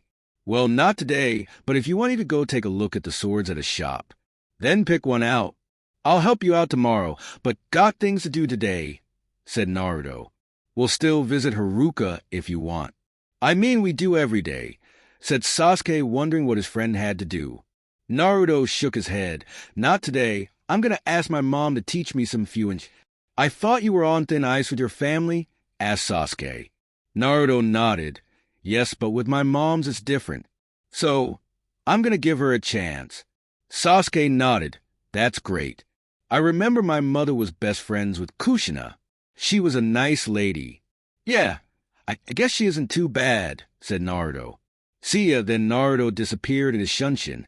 "I really need to learn that, though he never uses all the hand signs," said Sasuke out loud. Uzumaki Namikaze's household. Naruto arrived in his leaf shunshin. Then suddenly he felt a fist connect to his temple, with pain rushing to his head as he fell to the ground. "Stop using the leaf shunshin," yelled Kushina as her hair was raised in the air. "Ow, ow, my head," moaned Naruto as he rubbed his head. You deserve that. I have to clean after you leaves every day," retorted Kushina as her hair slowly lowered. Naruto slowly got up. "Maybe I shouldn't ask her. Too late now." "So, why aren't you with Sasuke? You usually aren't back until later," asked Kushina as she went back to cleaning some dishes. Mom, I was wondering if you could teach me some fuin jutsu," asked Naruto. Kushina stopped cleaning the dish and let it fall to the ground. Quickly turning around, she was all smiles. "Of course, Naruto. I'll teach you fuin jutsu databane." Naruto raised his eyebrow. "Databane?" Kushina let out a small blush. "It was a verbal tic when I was younger." Kushina and Naruto just stared at each other a minute. "So, databeo?" "Yeah," replied Kushina. Naruto didn't know exactly what to think. The more he learned about his mother, the more similar they seemed. "My verbal tic is better," stated Naruto as he sat down at the table, pulling out the basic sealing materials. Kushina blinked. She didn't like to lose an argument, but she didn't know about boasting about the verbal tic she desperately tried to get rid of. Her son had put her in a tight spot. I don't know if he did it intentionally, but if he did, then he is much smarter than I thought. "Whatever verbal tics are dumb anyways," Kushina tried to coolly replied. Naruto just laughed. "That's not what Grandma Tsunade said. She thought it was adorable." Kushina grinned. "Naruto seems to be Grandma's little boy." "Is that it, Naruto? Are you Grandma's little boy?" Naruto just blushed, not happy that his little teasing had been turned against him. "Whatever, let's start." Kushina gave him a big smile. She had finally gotten her son to open up. "Okay, let's start." Hours later, Kushina watched as Naruto had been able to copy every single character to the smallest detail. She had told him to use the Sharingan to do it faster, but he said he didn't want to rely on the Sharingan too much. Naruto had told his mother that he didn't want to be a one-trick pony. No! He wanted to excel in every aspect of the ninja. This swelled Kushina with pride. Though even without his Sharingan, his eyes were still able to copy every character to the smallest detail. Something that usually takes about 2 days, Took him 4 hours. You're very talented, Naruto. If you want, we could start the basics of a regular sealing scroll. Then completely master it in a week or two, offered Kushina. Naruto shook his head. No, I'm going to meet someone. As well, I want to make sure to remember all the characters first. Kushina just nodded. Good choice. I was usually too eager when learning about Fuinjutsu, making many small mistakes. Thankfully, none of them were serious. Though, who are you meeting? Is it a girl? Giggled Kushina. Naruto blushed at what his mother was thinking. He quickly collected himself and responded, Matter in fact, I am. Kushina's teasing face turned to a surprised one. He's already seeing a girl. Why didn't I know? Naruto just grinned. Hee. I so got you. Kushina's curiosity got the best of her. Who is she? Can I meet her? Naruto grinned even more. Why would you want to meet her? We're just friends. Kushina waved her hands in the air. Well, why wouldn't I want to meet your friends? It doesn't matter that she is a girl. Naruto smiled. Her face when she realizes. Fine, keep up, said Naruto as he formed a hand sign and disappeared in a leaf shunshin. Kushina growled, Naruto, as she too disappeared in a shunshin. Outside the orphanage. Naruto was standing outside of the orphanage. He was waiting patiently for his mother. Suddenly Kushina appeared, and she made her way angrily toward Naruto. Naruto, I told you to stop using the leaf shunshin, growled Kushina. As well, how could you leave not telling me where you went? I had to shunshin 5 times until you came in rage of my sensing abilities. Naruto shrugged. I told you to keep up. Kushina was about to hit him until he begun to walk into the orphanage. Kushina looked up wondering who the girl could possibly be. Does she live here? Asked Kushina. Yes, said Naruto. Kushina and Naruto walked into the front office, greeted by the same lady as before. Naruto, I thought you weren't going to come today. Haruka wouldn't stop asking about you, said the women. Naruto nodded. Don't want to keep her waiting. The women nodded. Go right ahead. Kushina was pondering. Haruka? Naruto walked down the same right hall as he had with Sasuke. Naruto and Kushina made their way to an orange door. Naruto knocked and waited. Kushina then blurted, Is this girl your girlfriend? Naruto laughed. There's no way she would be my girlfriend. Kushina raised her eyebrow. Why not? Naruto was about to respond when the door opened up. Then suddenly a black blur dashed to Naruto and tackled him. Big brother, you're late. Naruto laughed. You can't tackle me every time I bring someone Databeo. Haruka looked up finally, noticing Kushina. I'm sorry I didn't know. Turning her attention to Kushina. Hello, I'm Haruka Uchiha. Who are you? Kushina was a bit taken back. Big brother? Uchiha? I guess Naruto really cares about the remaining Uchiha clan. He even lets one call him Big Brother. I've never heard Mito call Naruto like that. With so much love and devotion. I'm Naruto's mom. Kushina using Namikaze, said Kushina. Haruka's eyes widened a bit. You're Naruto's mom? But you look like a tomato. Kushina's, I gave a very irritated twitch. Tomato? What did you call me, Squirt? Shouted Kushina. Now it was Haruka's turn to get mad. I'm not a squirt. Naruto just sweat dropped. Haruka, why do you have to insult everyone I bring? Mom, she's just kidding. Awkwardly laughed Naruto. No dash, Naruto covered her mouth and gave his mom a smile. Kushina just accepted and moved on. Fine, I'll be going, Naruto. I'll see you at home later. It was nice to meet you, Squirt. Kushina walked out the door heading home. Naruto just let out the big sigh he was holding. Then he let go of Haruka. Haruka fell to the ground, though quickly getting up. She yelled, How dare she call me a squirt? That tomato-looking freak. Naruto just sweat dropped. Haruka, you can't insult people and expect them not to insult you back. As well, you kind of are a bit of a squirt. Haruka punched Naruto in the arm. Whatever. Let's go get some ramen. I've been waiting for you. By the way, where were you? Naruto picked up Haruka and replied, Sure, I'm kind of hungry too. As for the latter, I was doing some special training. Big brother, why do you train so much? Asked Haruka. You're already plenty strong. Naruto gave Haruka a big smile. To protect you, of course. Haruka gave him a frown. Well, you don't need to, because I'm going to be a strong ninja. Then I'll be the one protecting you. Naruto just flicked Haruka's nose. Until that day, I'll have to protect you, so I can't slack off. Can I? Haruka just pouted. Stop that. It's so annoying. I don't know. Nah, stated Naruto. Then, forming a hand seal, Haruka and Naruto disappeared in a swirl of leaves. Uchiha surviving kids. Haruka Uchiha, Shisui's little cousin. Daughter of Mina Uchiha, 5 years old. Ken Uchiha. Uchiha kid who survived massacre, 9 years old. Katashi Uchiha. Uchiha kid who survived massacre, 8 years old. Daichi Uchiha M. Uchiha kid who survived massacre, 3 years old. Strongly resembles Itachi. Aiko Uchiha F. Uchiha kid who survived massacre, 10 years old. Thank you for watching part 1 of What If Naruto Was Neglected by His Family and Had the Strongest Sharingan. I enjoyed this video. Don't forget to like, comment, and subscribe to Anime T23 for more exciting What If scenarios and anime content. Hit the notification bell icon so you never miss an update. See you in the next episode.